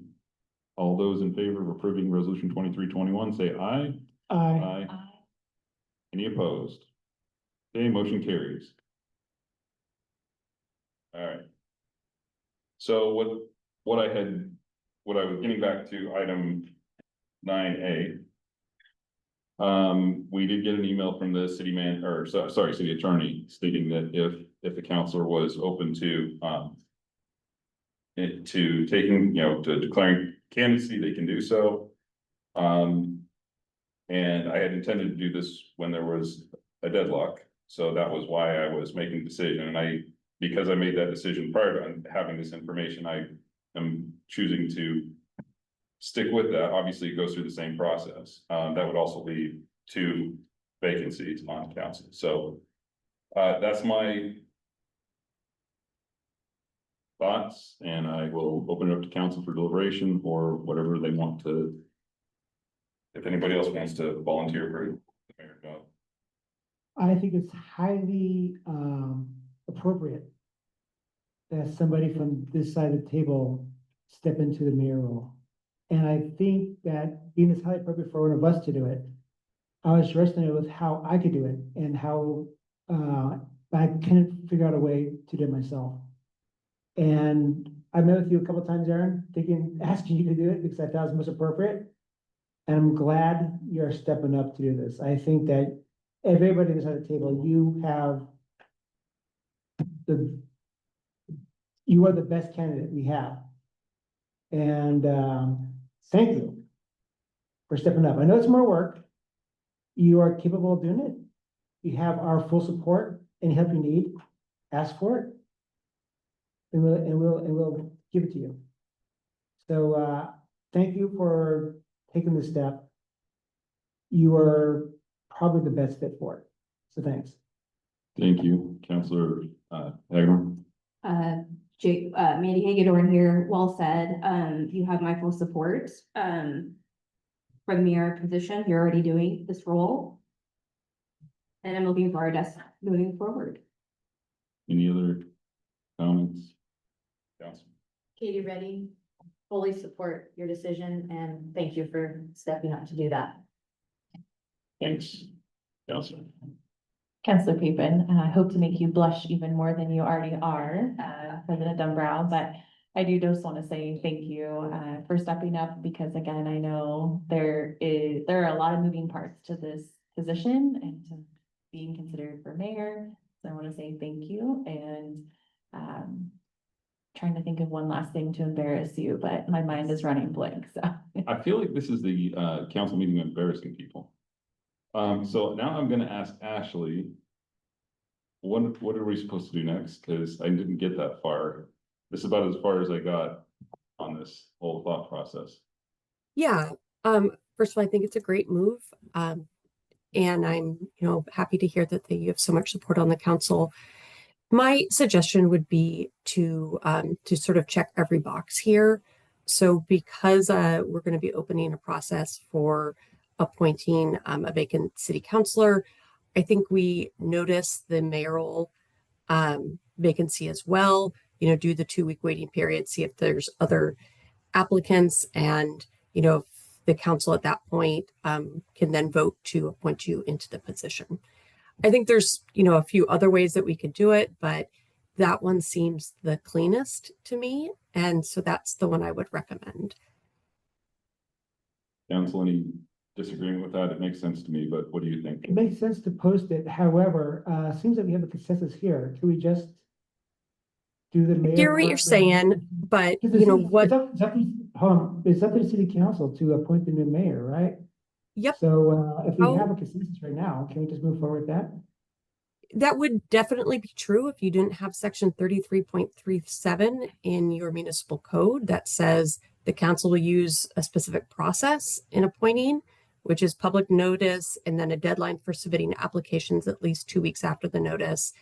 And then the council would appoint from those applicants.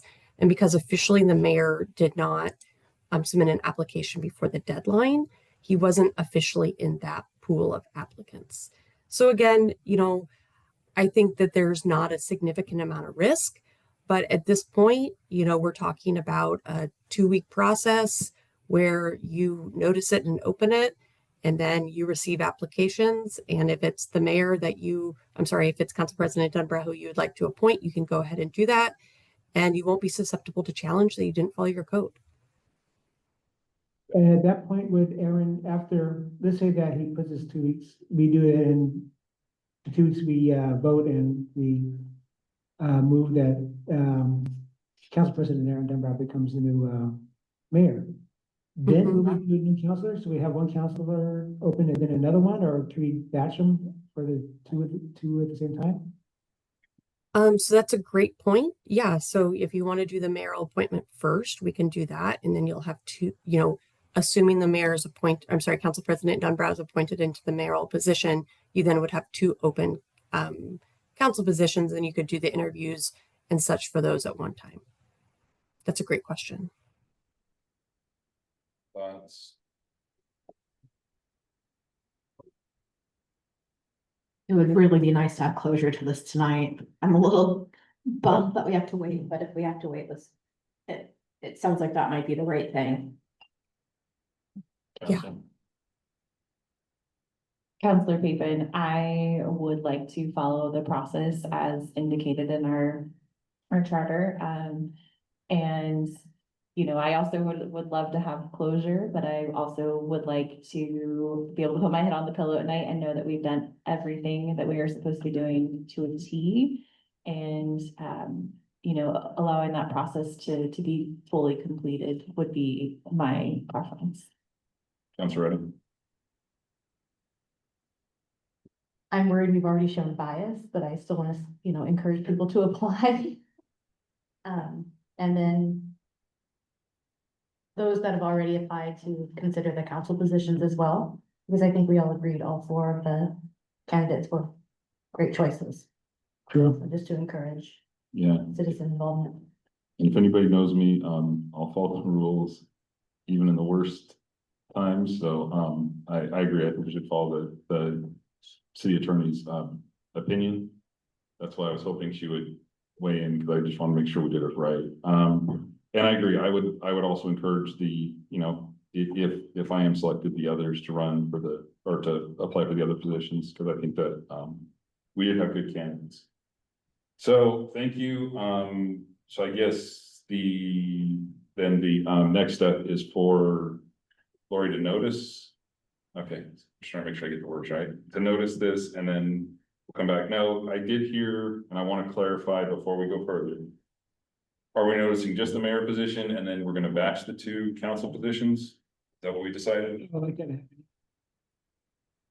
councilors? Is there consensus on to do it that way? That's ready. Or So if I can, so if we did it that way, I think there's some benefits. You know, we did the mayoral process first. We received the applicants, you know, we appoint the mayor, and then we notice the 2 vacant councilor positions. It does extend the time out. So we could also notice the mayor in 1 council position at one time. And then if the mayor is appointed, if the council president is appointed into the mayoral position, we can appoint 2 councilors from that batch of applicants. The way that I like to do it, and I see the cleanest way of doing this is, because the mayor does not have a chance to vote for city council, that's the process that we want to work around. I would like to do the mayor first, figure that out, then batch the other 2. If Aaron gets I'm tipping my hand here, but I'm gonna vote for Aaron. But until we see the things, but I'm highly biased. I think we have a great candidate.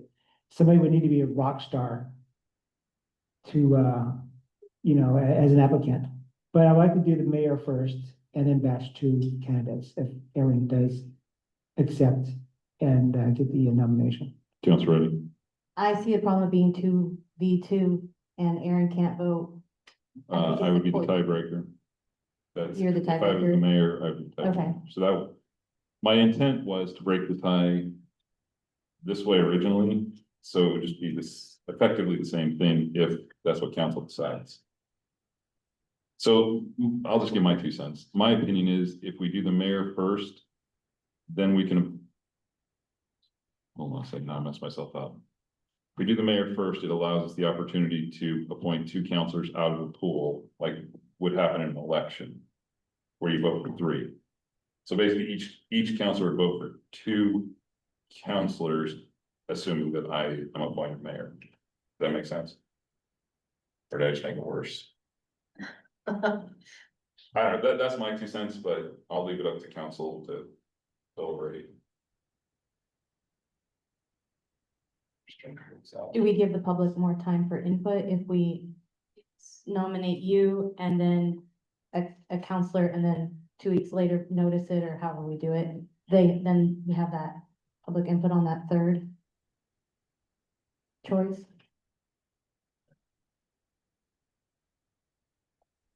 Ashley, this is Counselor Capen. Can you give us option A, option B, option C of how this could pan out? I think that'll help us maybe narrow down the choices. So I think we're all trying to play through scenarios and I mean, I think you've hit on the 2 most obvious ones. And I do think it might be cleaner to have the mayoral process run first and then notice 2 open council positions after that, just because of some of the unusual language in your municipal code about the appointment process. So that's option number 1, to, you know, figure out the mayor first and then the 2 vacant council positions after that, assuming that Council President Dumbrau is appointed to the mayor. I think the other option is to notice the mayor position and 1 city council position. And then if another city council position opens, you can potentially appoint 2 people from that pool. I think those are the 2 options in front of you guys. I guess the 3rd one would be stagger all 3 processes. Do the mayor, then council position number 1, and then council position number 2, and have potentially 3 separate processes. Which one would potentially be the fastest to get this over with? I mean, I think the fastest would be option number 2, which is mayor and, you know, notice an open council position and then potentially select 2 from that pool. But yeah, so I think that would potentially be the fastest. But, it may discourage candidates if they think it's only one person is going to be selected from that pool. But if they knew that two people are going to be selected, they have more chance of being selected. They may run or throw in their hat when they wouldn't otherwise.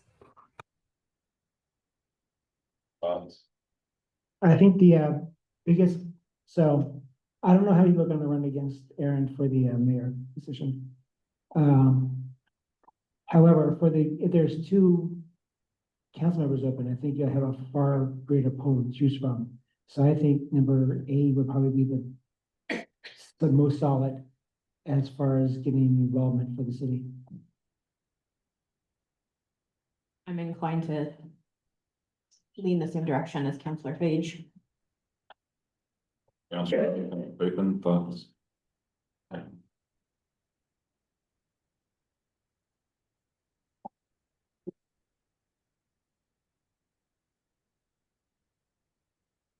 Council Papen, I would say, I want to be really careful because I think that we all are very enthusiastic that Council President Dumbrau has stepped forward, but I also don't want to discourage other people from applying for the mayoral position. And I do think that there is benefit to,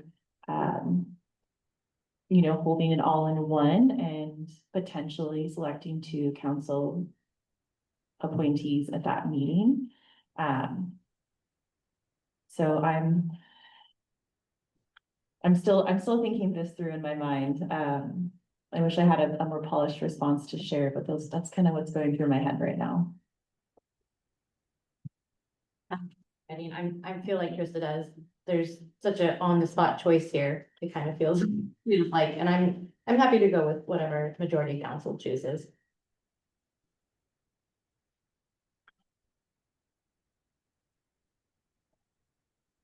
I would like to go with number 8. I would like to propose that we go with option A, having a mayoral selection, followed by filling up whatever council seats we have left open. There's no way we could notice this once and be done with it. No, because yours isn't open yet.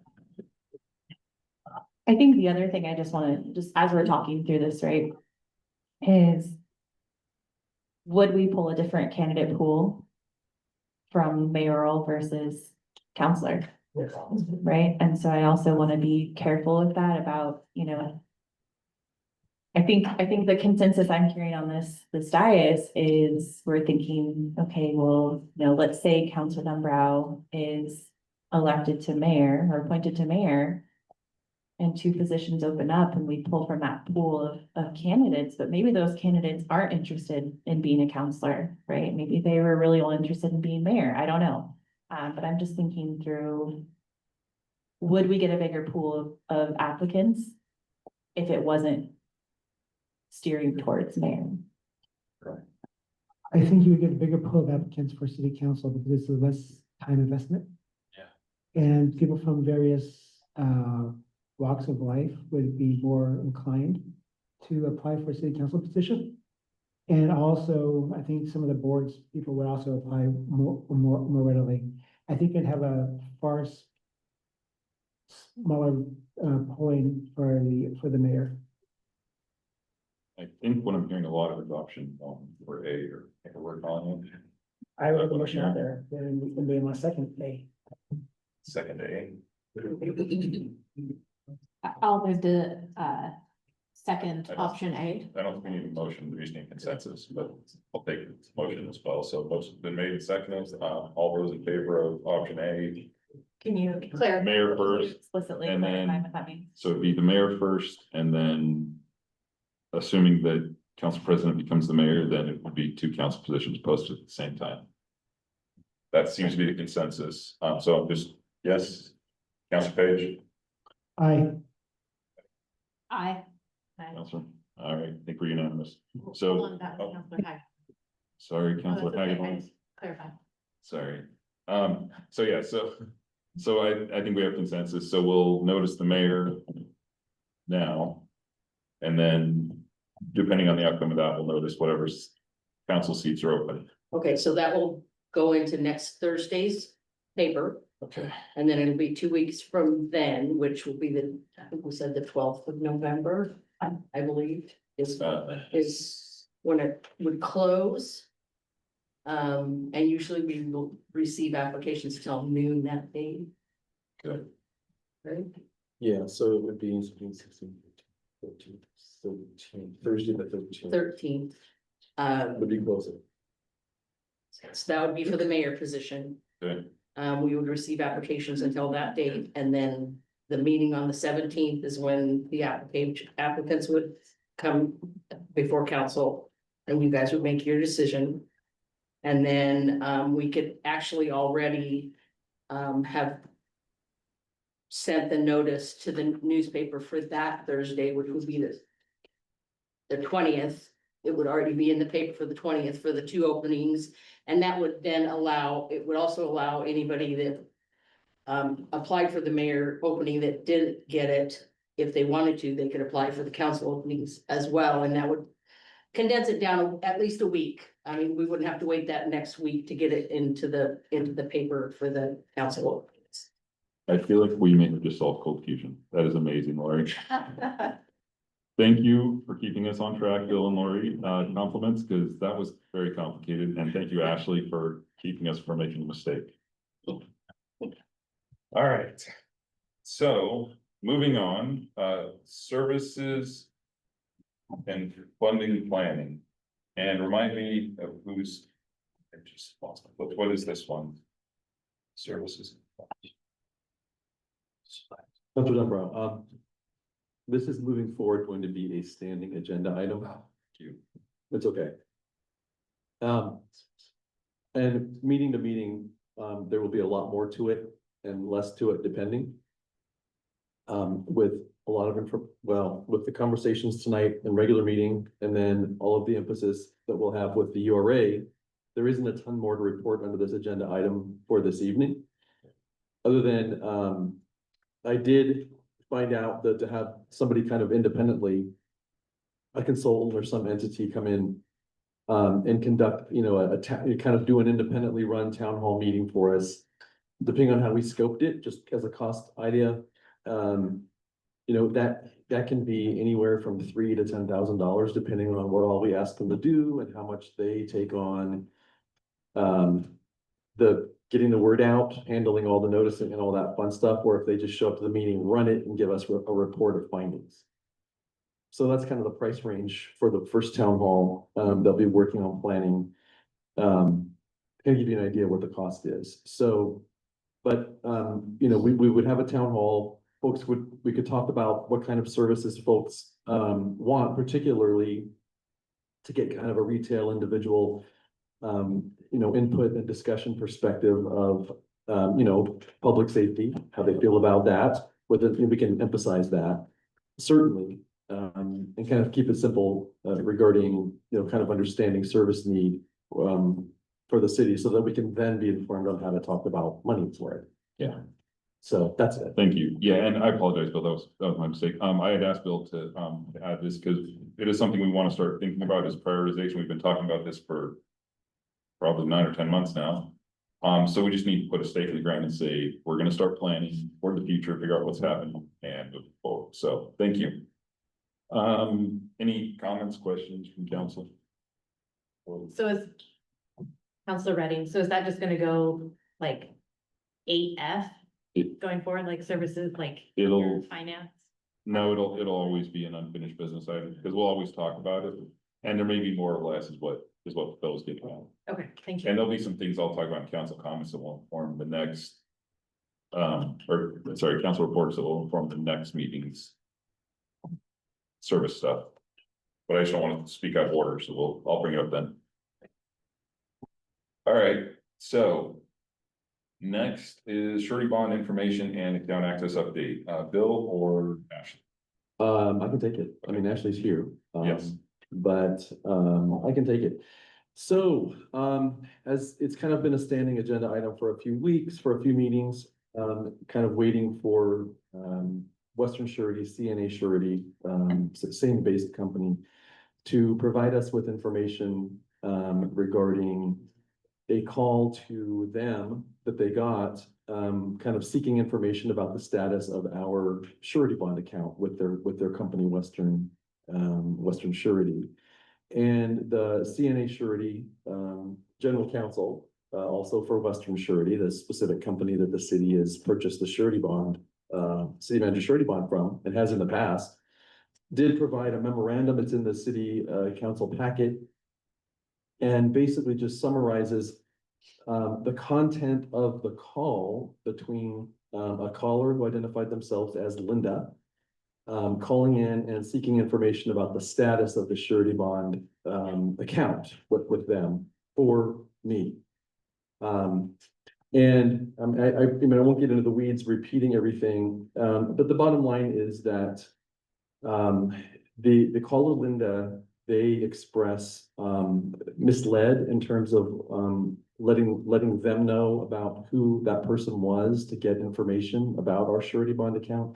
One thing I want to make clear is there's a big difference. There was public comment about this tonight. There's a big difference between the public coming to the city and getting a public records request about whatever, provided it's not attorney-client privilege protected. Anybody can come into the city or go online preferably and fill out a public records request and ask for a whole bunch of different things if they'd like. And we by law have to provide that. But it's a very different thing to contact a private company that we contract with and ask them account information. Even though the city is the client with the company, it's not a terribly different than finding something in the garbage your neighbor threw away, and it kind of has some information, financial information, and then you know, if one sees that, decides to call and try to get information about your neighbor's account, it's private information account, even if the client, or even if the person buying the insurance or banking is a public entity. So we completely welcome and respect, have to, but we certainly do happily, if people have public records requests or want to learn more and they want to come to the city, we'll work with them on getting that info to them. But in this case, CNA Surety let us know that someone named Linda did ask about whether or not the city was, well, actually, no, the customer service person could not verify whether or not there was payment made on the account. There was an IT system problem going on, and you know, the conversation wasn't long, but there wasn't a lot of information other than, you know, the surety bond account is, the surety bond was in place and the city manager's covered for the city. But problematically, in public comment that was made on August 18th by Linda Gallus Merton, Ms. Gallus Merton relayed that a Strong Towns call with the surety bond company revealed that the surety bond wasn't in place for me, that the account hadn't been paid, and if the city had an issue, that the surety bond wouldn't, you know, pay on that. And that's all false. The comments that were made in the public comment the night of you all gathering information and getting ready to discuss my evaluation, in fact, and Ms. Gallus Merton in her public comment refers to that specifically. But everything she said doesn't match up with facts and information that CNA Securities General Counsel lets you know in this memorandum. So there is that. You know, to consider. And then the second thing the memo gets into, and you know, you all heard some public comment about it tonight, but and you might have even got some other communication too. But the broader picture here is that as an entity and people working with Strong Towns North Plains, they've done a lot of highly unusual calling and checking on and investigating things that's not typical. That's not typically what cities deal with. I mean, individuals make public comment, they're not happy with something. But it's not common, it's unorthodox, and frankly, it's, from my perspective, I get into it in the memo, it's increasingly difficult and worrisome to work with consultants, working with the federal government, the EPA, working with state agencies, when we have this activity going on by this outside group that is just going and inspecting and raising questions when it's puzzling why that's even happening. And it doesn't help city council when you're trying to be the leading agency, the leading body in the city. So that's what this information is about, but it starts with the fact that strong towns, Linda Gullis Merton made comment on behalf of strong towns that was not true about the surety bond. And it's worth remembering that the surety bond on me has been in place since May. So it's just bizarre. So I'm just putting that out there for you to discuss. I just want to address a couple things real quick, Bill. So two things I'll say is, first of all, the surety bond was redundant because we already had confirmed, we as in council, as body had confirmed that we already were covered. So there was no lapse anyway. And we were handling it. So I just want to assure the public and Bill that there was never a concern from council, at least not as far as I'm aware, because we knew that we had double coverage. We just did it because it was a small amount and that's what council had agreed to do. And also, I just want to point out that council has, unless I'm missing something, council doesn't have any concerns about, you know, Bill or city staff. So I just want to put that up on public record that agreed that this is unorthodox. And I wanted to ask, Ashley to weigh in real quick. Is this something when these types of requests come in going forward that we can just have sent to public, just respond with, this is a public records request, please? Whatever I don't know how we do that, but whatever the policy is that something that would take some pressure off of Bill?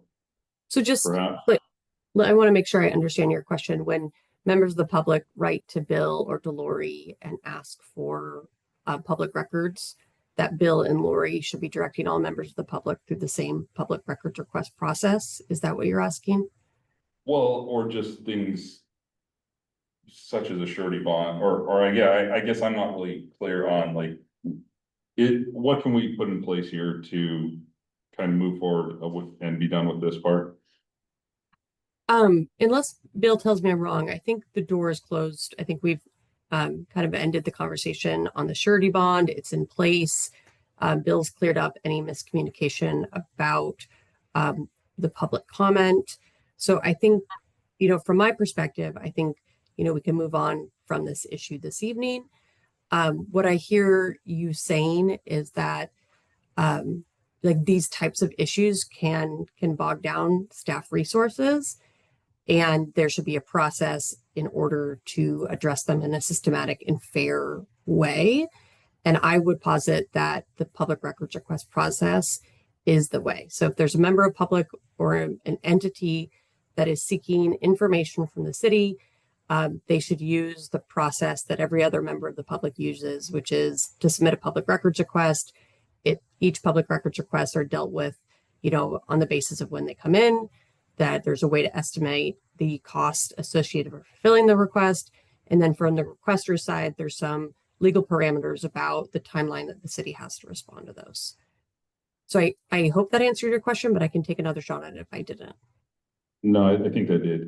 So Bill, does that, and understanding we can't go back and undo, and also understanding that you have the full support of the council, unless somebody else disagrees. Can you, would that be moving forward, would that help solve some of this? I think it would, provided that folks out there come to us and make public records requests. I think that the issue with our partners outside, I can't force anybody to not call them, to not, go out there. Again, there's a difference between public comment and then, behind the scenes contacting agencies and saying who knows what, when we're trying to, conduct proper business. We welcome anybody coming in for public records requests, but it's a matter of folks organized seeking information, but not coming to the city, that's the problem. But if they do come to the city, Right, we're here. Counselor? So I got a quick question. Is there a way to, kind of streamline this? Because looks like we have here a couple of things are brought up by citizens that are concerned. And, they're doing their diligence. But not getting the whole story and just going off like, hey, look at this guy. You know, is there a way to just centralize these requests before people go off? Like, I mean, I guess you can't really stop people from like running around and like, you know, putting on their Spectre, Columbo outfit and start going off, right? But how do we control the misinformation or the accusations that are going like, how do we do this? Is there a way to, I mean, I don't think you can, right? Council Page, I would agree with you, you can't. I mean, I think one thing that helps is it's good for the public to know that, you know, if city government is similar to state government is similar to the federal government. Some things take a lot of time, and it might look like things aren't happening, or it might not look like the city's acting. But the reality is we are. It's just some things take a while, and it might look like it's not. And we would just ask, let the process on different things work out. I will use an example. The Brownfield grant, okay? Back in May, we were let know that we were selected for $1 million Brownfield grant for cleanup of the grocery store site, okay? Now, that's a great win, that's a great thing. But we were selected, which means now City of North Plains, you get to go through the federal process to all the documentation and plan and all that, you know, this big process before we get stamped with, you have won a grant. Like, we haven't gotten the grant, we've just been selected to go through the process and do final qualification for it. And so we let people know, I let people know here, the News Times, our paper of record did a story about it. It's $1 million grant. But it's a process that's behind the scenes with the federal government. Well, Strong Towns, North Plains, Sumner found information that the city only got $500,000, even though I said $1 million here and the newspaper said $1 million. And they went down an investigative path to find out why they think it's $500,000 when it was never an issue. And it just created this sense of, does the city know what it's talking about? Are they being honest? And they even went to EPA Region 10 office and asked all these questions. And we as staff were just like, yikes. But the point is, you know, it all boils down to trust. We're working with the EPA. Well, we aren't now. There's a shutdown. Like 2 weeks before the shutdown, we got on time all of our documents for them to review. And, you know, fingers crossed, they stamp it approved and we get the grant. But you know, the issue though is that it takes time. And we really just would ask folks to wait, and you'll hear good things when the time's right. I think actually have a comment. Yeah, so I think, you know, observing the situation and some others like it, I think the thing that strikes me in our office is that, you know, city staff time is a finite resource. You know, you guys have a pretty slim staff that's responsible for taking care of a lot of work, and they get their direction from you guys. You guys, you know, set the policy priorities, you provide direction to staff, and that's what staff works on. The concern is that when these outside groups, you know, send emails and ask for information and then send, you know, emails later in the day where they haven't been responded to quickly enough, and really, you know, their demands, you know, necessitate good amount of staff time. And so you get an email from somebody that isn't, you know, part of the city council, that isn't associated with the city government, that ends up, you know, siphoning off hours and hours of staff time. That's, you know, I think part of the problem here is that is occurring. You know, you send an email, you make a demand, and, you know, staff drops everything to try to respond. So that's why our direction is, if folks are looking for records, they should all go through the same process. If you're just looking for information, I want to see this information, I want to see this report, put in a public records request, the city will respond to it in the order that it's come in. If there are bigger issues that members of the public bring up, they bring them up at council meetings. And if you as a body, the council as the body believes that, it is a good idea to engage staff resources in responding to this issue, then the council as a body provides that direction to staff. And that's where it's very transparent. The council's asking staff to respond to this. You're acknowledging that responding to this and tracking down this information, will take staff time away from, your other priorities, but, sometimes that occurs. And then if, council isn't asking staff to track down this information and respond to this public comment, then council's aware, that they haven't asked staff to do that. They haven't asked staff to take time away from their other projects. And so it's very transparent about what the council's priorities are and what staff should and should not be working on. So that's sort of my 2 cents on this issue, and, your questions about what are the proper channels and how do we make sure that there's some sort of systematic approach to responding to these emails. That would be my suggestion of how you handle it.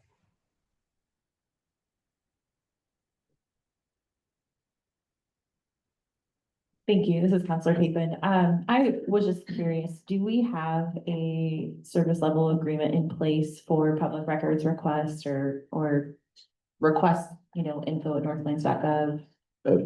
I mean, there's information online, there's a form, it gets submitted, and yeah, Lori does this regularly, and there's a very formal process, schedule, timeline, all that. There are guidelines set by the state that we have to follow. And I know I could look this up right now, but for the sake of time, what is the timeline? I'm just curious. So from the time that I receive.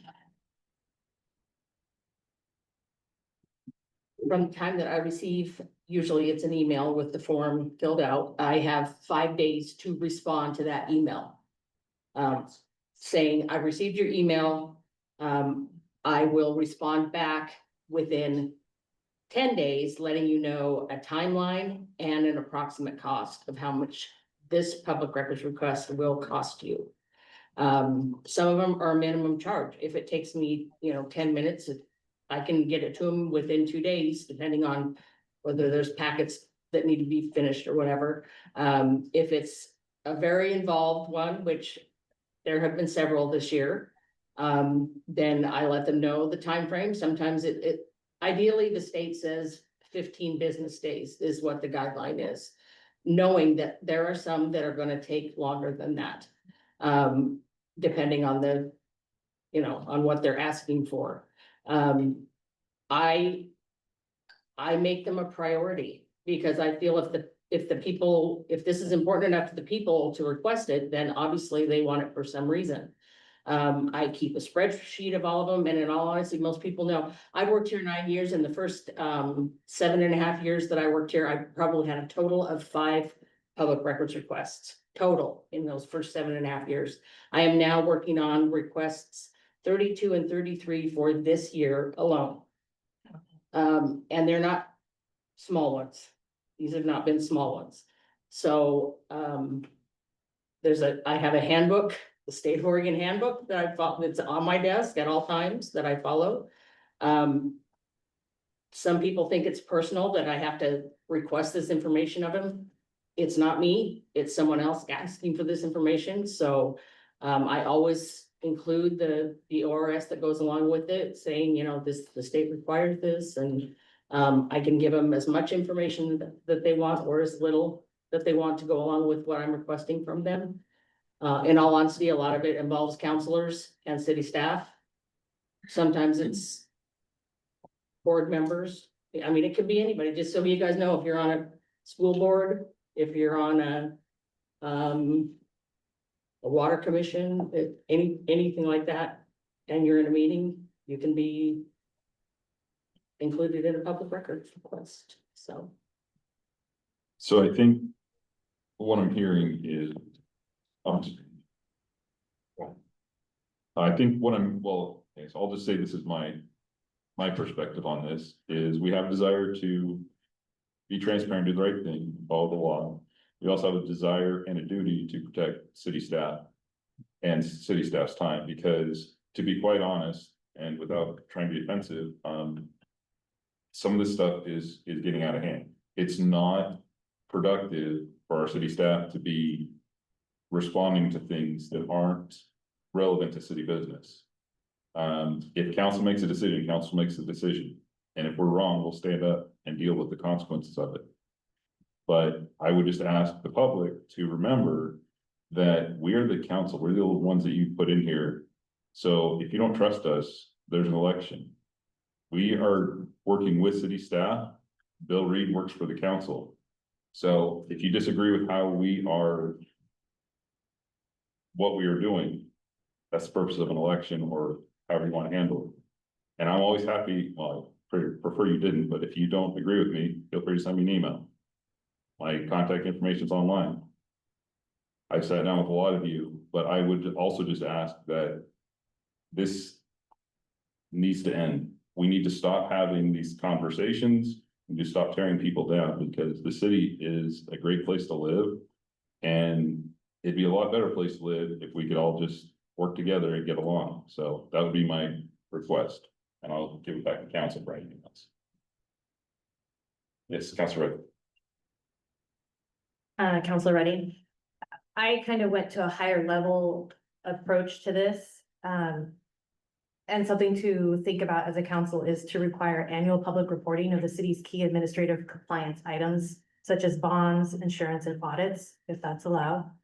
So something like an annual public administrative compliance report, and then to help our staff not feel harassed or misquoted, adopt a civic communication policy that sets boundaries for respectful interactions while preserving inquiry rights. Those are just a couple of higher. It's gonna come up in 10B, but good call. I saw that, but No, thank you. That's good. Anybody else? I think the public's record request will solve this. I agree. Use the public records request if you want records.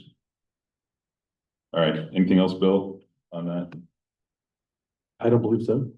Okay, so I will again ask if you want public records, go use the public records request process. I know we have a lot of them, but let's use the process. That's what it's there for. If you need to hire an assistant recorder, I'm gonna ask you to stop making so many requests.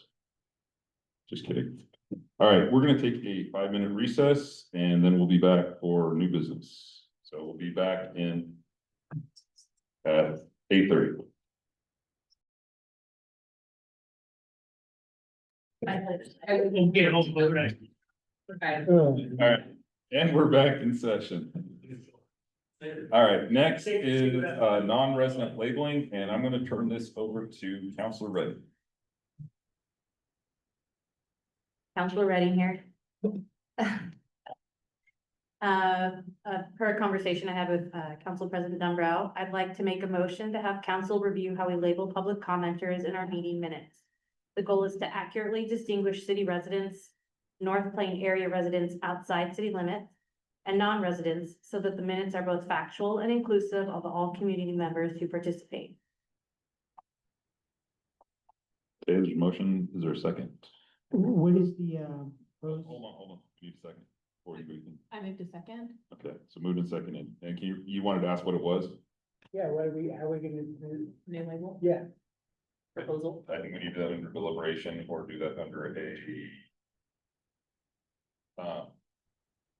amendment, if I'm not mistaken. Or So what I suggested in the motion, you want to hear that again? Yeah, please. North Plains area residents outside city limits. And I kind of checked in with Lori to see if that worked for her as well. For this discussion, I want to make sure that we understand that we are representative government. We are representative of the taxpayers of North Plains. so, And so it's kind of important to say North Plains resident adjacent. That's going to be giving some different connotation to what we have as far as where our roles are as representing government. I mean, I would like everybody in the universe, but hold the on. closer we get to where we're at, the more I care, right?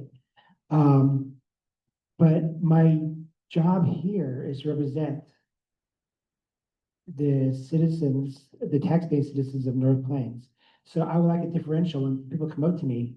I like to know who, I don't know everybody by name in the city, I'm sorry if I don't. I'd like to know who they are. I mean, most people come to city council meetings, a lot of people run for city council. because they have an action plan, they have something specific they want to talk about. So if somebody wants to specifically talk about, for the thing that, for the last year has been growth. Hey, Councilor Page, hold on. We have a motion on the table. It's been moved in second. We need to Well, vote I before we need can to discuss. too. No, we have to vote first. We have to, we have to. I had a discussion before you vote.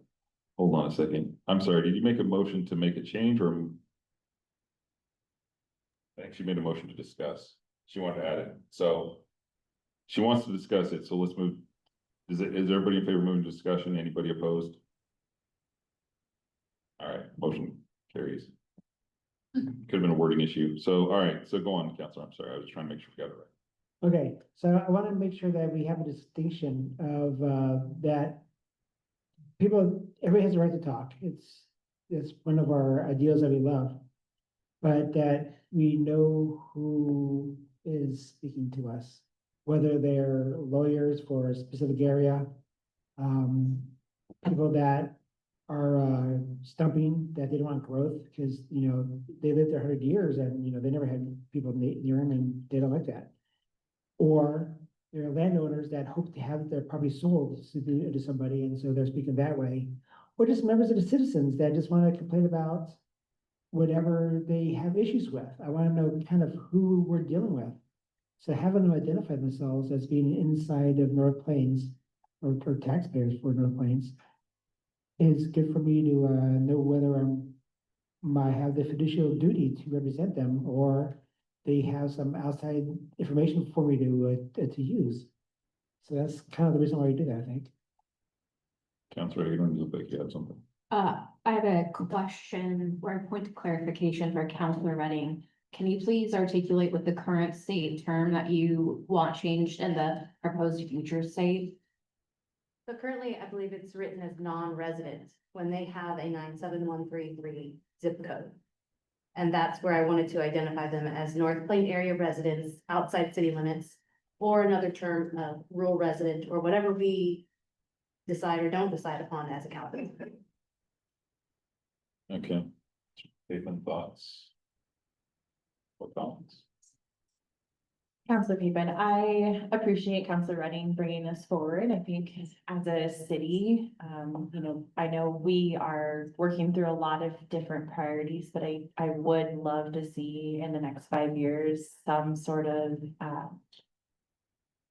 DEI initiatives within our city, and that goes for staff, that goes for council, it goes for community members, and I think about this could be a first step, right, of how are we more inclusive to those who are identified as residents versus non-residents currently. And I think for this specific topic, I'm thinking through like, how do we define a resident, right? And how do we clearly delineate that? Because I think to Councilor Page's point, I understand, tax base and all of those things, but also on the flip side, right? These are people who might live half a mile outside of what we would consider city limits and are still utilizing the same resources and still have valuable feedback to share. So I don't have an answer right now. I'm still kind of contemplating. I was actually just doing a quick search to see what outside of the box approach we could take here. So I'm gonna pass it over to someone else for now, to lead the way. I'm not gonna lead this, but initially my thought was resident versus non-resident is pretty standard language until I started thinking about Robin, who keeps reminding us that we serve a lot of people outside the city limits. And that messed me up. And then I think about all the people that come to Garlic Festival. That really got me even more messed up on like.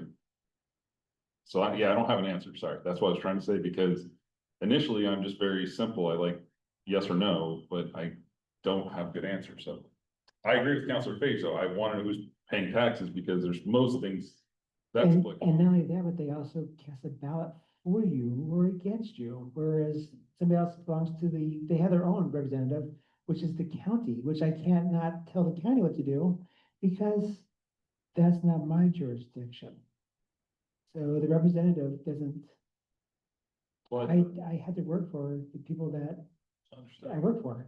But during public comment at the county meetings, you have people from not in the county making public comment. That's what I'm saying. I don't have an answer. I'm saying I'm with Counselor Payton on this one. I think I need to think about this more, because initially I was gonna say, well, resident, non-resident standard, but now I'm not really sure. Thanks a lot. Give me a lot to think about now. I don't know, so, I mean, we've discussed it. It doesn't seem like we have a consensus unless somebody else does. I think this is something that needs more thought. Because I don't know where to go with it. Unless Counselor Hagadorn wants to say something. Question for Lori. I don't know would be appropriate as a response, but how do other cities handle these situations, if at all? Gaston, Banks, I would think would run into these perhaps. I don't know, but I can ask them. I mean, And is there like a standardized language? If I could suggest, maybe this is something Council Redding could go to League of Oregon Cities and ask, and come back with more information. Would that be okay? Just as a cipher, because I'm inclined to see where you're coming from. I'm just trying, I think we don't have enough information. And I kind of came in unsure, and now I'm less sure. So that's maybe League of Oregon Cities would be a good resource, so we don't put more on Lori. Yeah. If that's okay. Does that sound good to everyone? Yeah, I A mean, little more digging. some of us identify as floodplains, that's fine, but that's like. Those are- never planes, but the condos in 7133 zip Oh, no, that's not how your taxes are, or eroding, basically. Yeah, it's But you're not it's a, welcoming, like I'm trying to foster a welcoming environment. no, I think we're in a good position to, my suggestion is that we pause this, because I think we have valid points, but I think we need more information from the broader sample set, which would be League of Oregon Cities. That'd be my suggestion. I also tried maybe having like a parks zone, to give them a chance to participate. But we discussed that here. Okay, so is that where we want to go? Yes. Okay. Aligned. So next is gonna be city council rules, public comment. So, I was gonna address a couple things, and I think Ashley, if you wanna, keep me on the rails. I'm gonna go ahead and read from our council rules, section 4.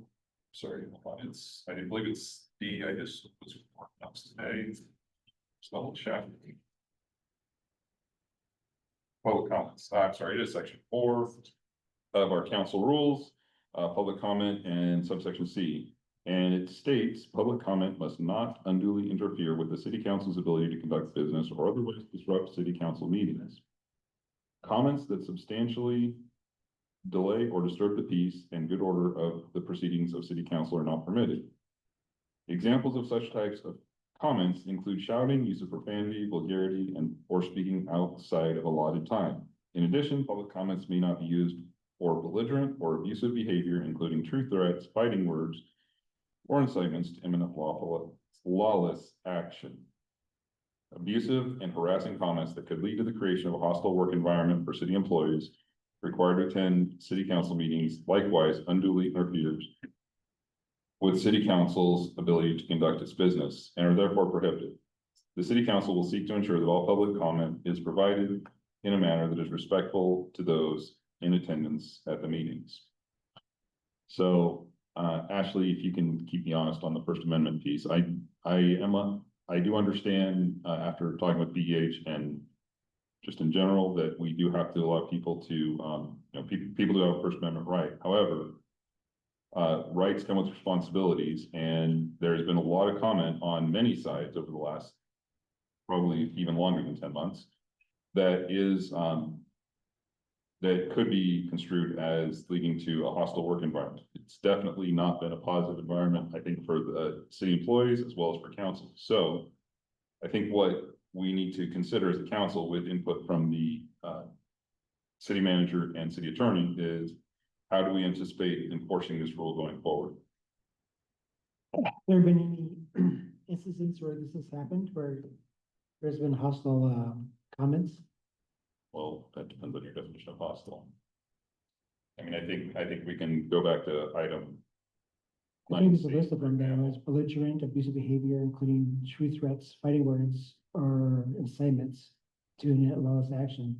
And I don't know if abusive or harassing comments, critiquing somebody's job performance is abusive or harassing. I think that's, is, I don't think that's harassing. Actually, can you help us with the definitions here? Yeah.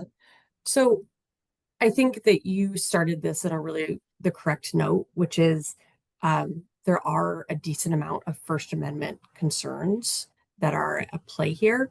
And you do have this language in your city council rules.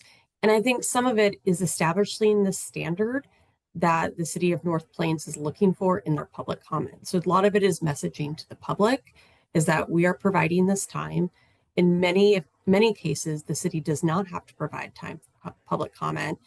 However, you want to, because you want to be able to hear from members of the public on items that are important to them, but you're discouraging and want members of the public to be aware that there are limits to things that they can say, that it is not, a complete free-for-all that you can, say harassing items or, use abusive or vulgar language. However, when it comes to enforcement, I do think the city needs to be pretty careful about cutting somebody off or shutting down public comment. And I believe this language was added into your guys's city council rules in December of 2024. And why that's important is maybe you guys remember, maybe you don't, but there was a spat of Zoom bombing that was happening around the state of Oregon at that time. And it was incredibly vulgar and difficult to listen to. Essentially, it was AI bots that would call into city council meetings and say some pretty outrageous and offensive things. And so cities were looking at ways to address that. So if this begins to happen, if you have public comment that really does, the city council is concerned, rises to the level of creating a hostile work environment for council, before we actually, cut somebody off or take away, any sort of public comment rights, we would want to provide some legal counsel prior to doing that. But, as I said before, the city doesn't have to offer public comment. So if this begins to happen and staff are feeling abused, but maybe it doesn't rise to the level of being able to shut down the comments on a First Amendment basis, the council can simply stop receiving public comment. Or if employees are the ones who are targeted for this public comment, that those employees, don't have to be required to sit through the meeting. I understand that this might not be a completely satisfying answer because it's a difficult topic. You want to open up public comment. You want to receive respectful, appropriate comment. But by doing so, you create a risk. You sort of, once you create that public forum, regulating the content of the speech is a very slippery and difficult slope for public agencies. Does that help to any extent? It would help me a lot if I knew if we had a history of this. I don't see it taking place yet. So are we having an exercise of talking about public comment? Or is there a specific, something we're trying to address? I mean, I think it was addressed under 9C, under Bill's memo, and we've had a number of incidents which to your point, maybe that's not abusive. Okay, well, that's fair. Any other counselors?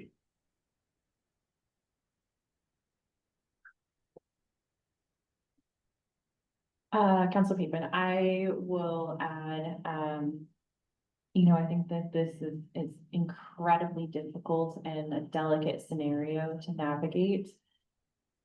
I would be lying if I told you that some of the public comment directed at staff is not appropriate, right? I think about, many instances where we have sat up here and, I want to encourage that freedom of speech, but it does create a hostile environment. And it's one thing for someone to, come up and give public comment and maybe about a council decision, right? But I think about just some of the harsh attacking verbiage that's used, that just creates swirl, right? It's not even productive most of the time. It's really just creating swirl and trying to, create this narrative. And so, in the spirit of, I always try to look for a compromise, and I'm racking my brain thinking how we could compromise, because I don't want to limit public comment. But I would be curious if there would be a way, or there has been a process in the past, Ashley, where, we offer, public comment in person for matters relating to the agenda, and then for items not relating to the agenda, we allow written public comment to be submitted and included in our packet. So Oregon Public Meetings Law changed during the pandemic to require cities, if you're taking public comment in person, to also take remote public comment as well. So that's a great thought, but because of those amendments, it's pretty difficult under Oregon law. Even if it's not something that's on the agenda, could we encourage or funnel that to? I believe what the law says, and I don't have it in front of me, but if you're taking public comment in person on an item, you also have to take remote public comment. But could we restrict public comment to items on the agenda then only? So generally, yes, I think a lot of cities do that. I will note that there is an issue under Article 1, Section 8 of the Oregon Constitution, and I can provide, our office can provide some additional legal guidance on that as well. I would say, generally speaking, that's effective. If you say just comments and items on the agenda, most people will abide by that. But again, like opening up space for public comment and then regulating based on content always creates some risk. Is there something that we could do for, say this, just this public comment that you just want to turn on Bill all the time, like, today I'm going to attack Bill over this reason, or I'm going to readdress this one again. Is there something we could do to try to, like,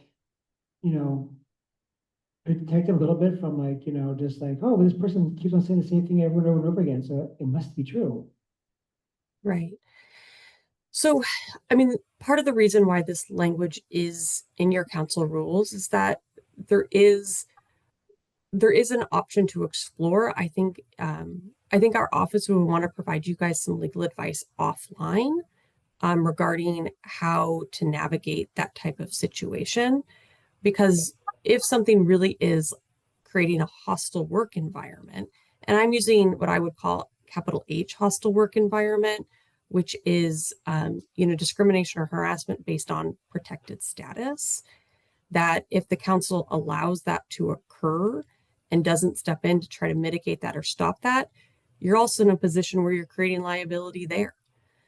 For instance, there's an example that doesn't have to do with any of our clients, so I can share it, but, it was a female police chief of color, and this was in a different state. And, there was a public commenter that routinely made very offensive, harassing comments about, about that person. In that case, the city has two competing interests. One, not to violate anybody's First Amendment rights, and second, to protect their employee from a hostile work environment. And the comments were creating a hostile work environment. So in that case, the city is faced with, how do you address that and what is the best path forward? I don't think that the city is in that sort of situation at this point. What I think is occurring here is that there's abusive, or some would say abusive, that it's creating an uncomfortable situation for staff and it's creating a negative working environment for them is what I hear you guys saying, that you're concerned that some of this public comment does that.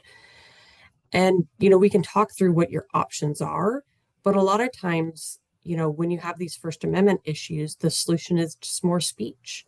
It's supportive, it's countering some of the negative attacks with the positives. To follow up, with the way I'm reading this is the harassment with the capital H.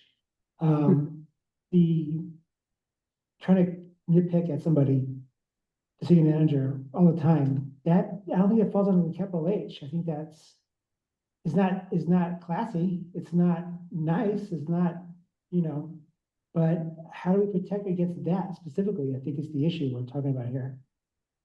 And I would say that that is a little bit more difficult.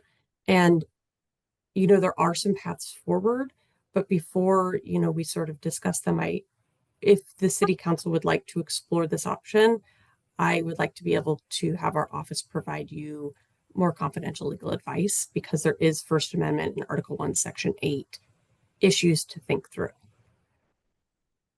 I think that's gonna be a path that's gonna lead us to more liability than not. So I think we have to figure out a way to just countermine that. Yes. I will say I do, and I'm trying to make an effort on this to recognize the good things that are happening in our city and the things that Bill and other staff members are doing. So I think what I would ask of all counselors is, if you see something that Bill or staff is doing that's great or exceptional, point it out in public, because you don't always realize how impactful what you say in public is, even though I know for me at least, I don't see myself as anybody special. Sometimes if I say something up here, hopefully it carries a little bit more weight. So that would be my suggestion. That was something that Ashley mentioned, is maybe if we can try to counteract it with more positive. It comes back to I'm not making any statements here. I'm just using a quote that I happen to like. I think this from Dr. King said, hate doesn't drive out hate, only love does that.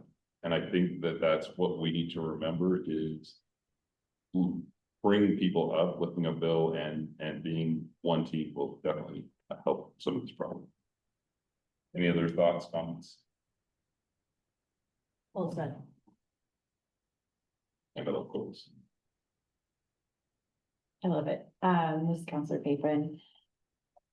I want to echo, what President Dunbrow mentioned of, we need as a council, in my opinion, we need to do a better job about including staff in our council reports, right? And I think about Lori, who, gets celebrated on City Recorder Week, right? But all the other times of the year, all the other 51 weeks of the year, does she get recognized, right? And she is doing so many things behind the scenes. That's just one example, right? Rowan, I mean, I could go on and on about city staff. But I think the root cause and the root issue that I'm personally trying to problem solve is, how do we as policymakers navigate these intimidating, hostile, threatening public comment towards staff? And I think that's the root cause, because we can sing praises from the mountaintops, but that's not going to negate that first part of the meeting where city staff is, essentially having to sit there with a poker face while they're being humiliated and attacked. So I'll give two thoughts on this real quick. Number one, I spent more time being investigated than almost anybody other than Bill. Sorry, Bill. When I was in the Army and law enforcement, I got to spend a lot of time getting investigated, because that's what cops end up doing, apparently. The best thing you can do sometimes is just say nothing unless you have something to say. And I know that is hard. It's hard for me to sit up here and listen to some of the things, but I think that's number one, is just not to respond. Number two is something that Ashley, I think, mentioned, is we can dismiss staff if there's going to be public, during public comment period, which I know doesn't make it any better, but at least they don't have to sit here for it. And I think also going back to 9A is forcing a lot of these issues down the public records request process, even though that's not great for Lori. Instead of responding, just the only response is public records request. And I say this because I deal with the federal government a lot with the VA, and they're very good at this. I file a lot of Freedom of Information Act just trying to get my own records, let alone anything public. But I don't know, those are my two suggestions, and I know they're not great, and I'm really trying to walk a fine line, because on the one hand, I love the First Amendment. On the other hand, I don't like people beating up on people that I care about, so. I don't know, I don't have an answer, I'm sorry, but that was willing to be quick. Anybody else?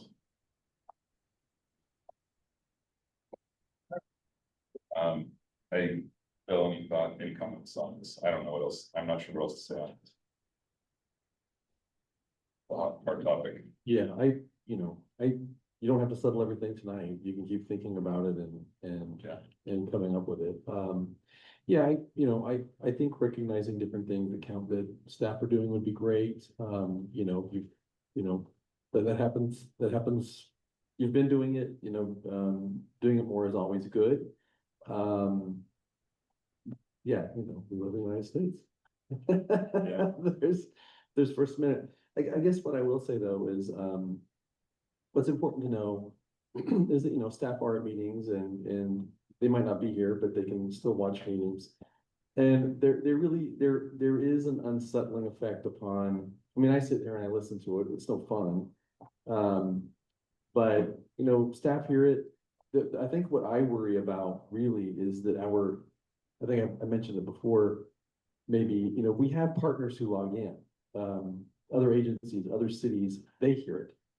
And so there's that, and there's kind of just our, battling it with positivity is great, because, if all they hear is negative, if all people who log in hear is negative, that's not good. But, the attacks on me, it's no fun, but at the same time, staff, it's unsettling to staff. I'm the firewall on public criticism and, any issues that are going on that council wants different or better or more, when the time comes. Like, I'm the firewall for that, and then, staff, we talk about it, and then we move things in a better, different direction, but I'm the one that takes that. But it is unsettling to them, and we're a very small staff, so it really does have a jarring effect. It does. I'll just put that one. So, good. Could we monitor this situation and circle back in like a month to see, perhaps we need to play with some different tactics to? I think it's a great idea, and I think letting it simmer and think about it and look into how other cities might try to handle it, all those, you don't have to make a final decision tonight, and use time to your advantage. Yeah, I've been talking with Mayor Kirk over in Banks, just to get some input as well, not on specific things, just generally understanding how she handles some of the challenges, so I can ask her more questions and a couple other mayors. Okay, well, let's table this until for 2 meetings, so for the last meeting in October is put it back on unfinished. November, sorry. So next will be city manager report. Bill. I'm gonna keep it mercifully short. I'm gonna keep it mercifully short. We talked about a lot tonight. I guess the only thing I will add is, I'm gonna begin working with Dustin on some kind of presentation, or at least to kind of begin to talk about. We live in an environment where our city utility can only pay so much. And we have big agencies out there that can pay quite a bit more and offer longer, bigger career trajectory for working at this city's water utility or that water agency. And, when that isn't to say I want to come to you all and say, we just need to flat out pay people more. I think it would be a good idea though, is to come and talk to you all soon and just talk about, we have these pay differentials that we have to do because, we have fewer resources. So on things that don't involve pay, we have to try to be more competitive. It's a smaller town. We try to keep it family oriented. We are friendly, small, tight knit. We try, there are different things we can do to kind of make it a fun, welcoming good place to work to make up for, you know, the fact that they might make some more somewhere else, but it's a, you know, it's a bigger, you're a cog in a bigger agency sort of thing. So there's ways that we can try to deal with that. But we're probably never gonna outcompete certain jobs in the private sector. You heard tonight that somebody's leaving to go back to the private sector. We did get a suggestion this weekend, from Council Redding, you know, looking at, we do, we have, that's the reality that we operate in, and we have agencies that, we train people to do things here, but there's always that risk because of the pay differential that, they might, jump ship and work somewhere else after they've gotten training, and some kind of certification. And I guess what I would say is that falls in the whole compensation picture, and we want to talk about that in that context. And so these are all issues that you all should hear and discuss, because the policy of how we deal with the situation compared to the other, bigger agencies is important, and we can't just throw more money in. We can't just throw more money at that. We could do like, for, just, I'm looking for jobs right now too, and I used to work, have a 3 days on, 4 days off kind of action. I love it, right? And look at 5 days a week, I'm like, oh crap. How about 4/10s? Just do it that way, give everybody 3 days off, Yeah, something like that. it's, no, that's a great suggestion. That's part of, depending on what the person's doing, that can definitely work. Other things, maybe not. So what we want to do is come and talk to you about all that kind of more in a more organized manner. So I just want to put that out there. Can we do that in a work session? Oh, heck yeah, yes. I'm learning. No, it's When you just, talk. no, exactly, we need a button. Work Yes, session. Yes. love it. No, that'd be great. I think that'd be a great conversation. I'd love to hear that. Ed? Yeah, for sure. All right, thank you. Next is council reports. Let's start with Council Redding. Council Page. I attended the library meeting, last Wednesday. What a well-ran meeting. I like that. I like those guys. They always have snacks too, which is what I gotta bring up. I didn't partake in any snacks, none were hot dogs. Speaking of hot dogs, I attended the chili cook-off. I love it when the community comes together. There were 12 people signed up, 5 dropped out, so there's only 7. Maybe next time when I'm not on city council, I'll actually enter. I'll try to win the hot one, because my wife came in a couple of years ago and she won everything. So except for the hot, because I don't buy hot chili, but I think I can make it. Bill brought up something earlier about the Friday 5. The city council gets Friday 5. The 5 takes 5 minutes to read it or thereabouts. Sometimes they get longer. But for the most part, it's a truncated things that happened inside the city, just to note. And he thought about maybe making a public facing one, and I think that'd be a tremendous idea. When he mentioned that, I'm like, wow, I wish I thought of that. So I'm gonna say that here out loud. Boy, I'm glad Bill thought of that. So Friday 5, having it public, so maybe on a Facebook page or something unofficial, because it won't be an official document, something that can just so people can keep abreast of the situation really quick. Maybe a Friday 3, 2. Something like that. But anyways, the library board meeting, what they talked about a lot was the levy coming up. Robin does a tremendous job with that organization. Everything's run really tight. But being a employee of the city, she can't say a lot about it to actually stump for it. But the library, for those that are listening, they may not have kids at library age, but the library is kind of the center of the city. It's in the center of the city. And it has a lot of services that people really enjoy. And a little bit of funding goes a long way. So please, I know times are really tough right now. There's a few levies coming at your way, but let's make the library one of those that really fund. Thanks. That's very good one. No ex officio duty for a while, actually into mid-December, but I am taking the municipal fundamentals with League of Cities next week. Perfect. Council Page. Thank you, Councilor Pippen.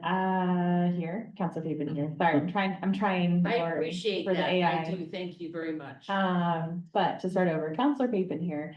I attended the Parks Board ex officio meeting. There was a lot discussed during that meeting. I would say some of the highlights, we're really just talking about potentially updating park equipment at the Lily Woods Park in town, or adding park equipment, I should say. So there was discussion regarding, that park. There was some discussion regarding parking concerns around Jessie Bays, especially on the weekends as we navigate rentals and, a lot of foot traffic from people that are maybe enjoying our scenic bicycle routes. So just try to navigate that. And then discussion as well about, the potential of hiring someone for a parks position. And I think that's something that Bill will bring to council at a future date, of how to fund that, where to fund it, and as we navigate some of those things. On last week, I also attended, my mind just escaped me, the Washington County, Oh, housing. state of the county. Oh, yeah, say the county. State of the county, thank you. I attended the Washington County, State of the County. I did see Bill there as well. And I think, again, just that general consensus funding is a very big concern, especially in the county right now. And to close out my council report, I'll try to keep this really short. I also did attend the Policy Advisory Board, and I just wanted to mention a program called First Home Program. And it is a program through Washington County Community Office for Community Development, and they provide homeownership opportunities through the assistance of down payment assistance for first-time home buyers. So that's something I really wanted to highlight. So I think in this economy, it can be hard and daunting to maybe enter the homeowner market. And that is something that's right here in Washington County. So if you want to learn more, it is on Washington County's website, First Home Ownership Program. With that, I'll pass it back over to Council President. Excellent, thank you. So I attended the planning commission, and a huge shout out to Stuart King, who runs a very short meeting, and I love that. And also, planning commission and Rowan discussed, the DLCD grant, so they did sign a letter of support. And also Rowan did a great job of presenting kind of what needed to be done. I also really grateful to planning commission. We as council challenged them to look at the city, development code and building codes, and they took us seriously, which I was very grateful for. And I felt like they did a great job. I felt like Rowan did a great job of navigating kind of where DLCD grant versus planning commission goes, which was helpful. And I think we had some good productive discussion for anybody that was there. I also attended the Washington County Coordinating Committee, I think, yeah. And the Washington County Mayor and Chairs meeting last week. And again, lots of concerns about funding. The county is, well, we're not getting richer. So, there's concerns. We have a lot of contingency plans. What if this, what if that? The mayors are all kind of trying to figure out how we're going to handle this, hence the conversation on service prioritization. That is something that we're going to need to start thinking about as a council is, and Bill and I talked about this. He had a big idea of let's sit down and do a little bit more strategic planning, which is going to be helpful. And we will try to come up with what are the services that we need, and then try to prioritize them. And then if we lose more funding from city, state, or county, state, or federal, then we'll have to adjust accordingly. But at least if we have a plan, a budget that we can adjust, because I just don't like getting caught with losing money and not knowing how to pay for stuff. So that'll be critical. Because there was definitely a lot of concern especially from the county commissioners, on that. I've been meeting with, Mayor Kirk and Banks, just trying to understand some of the things that she's working on and trying to,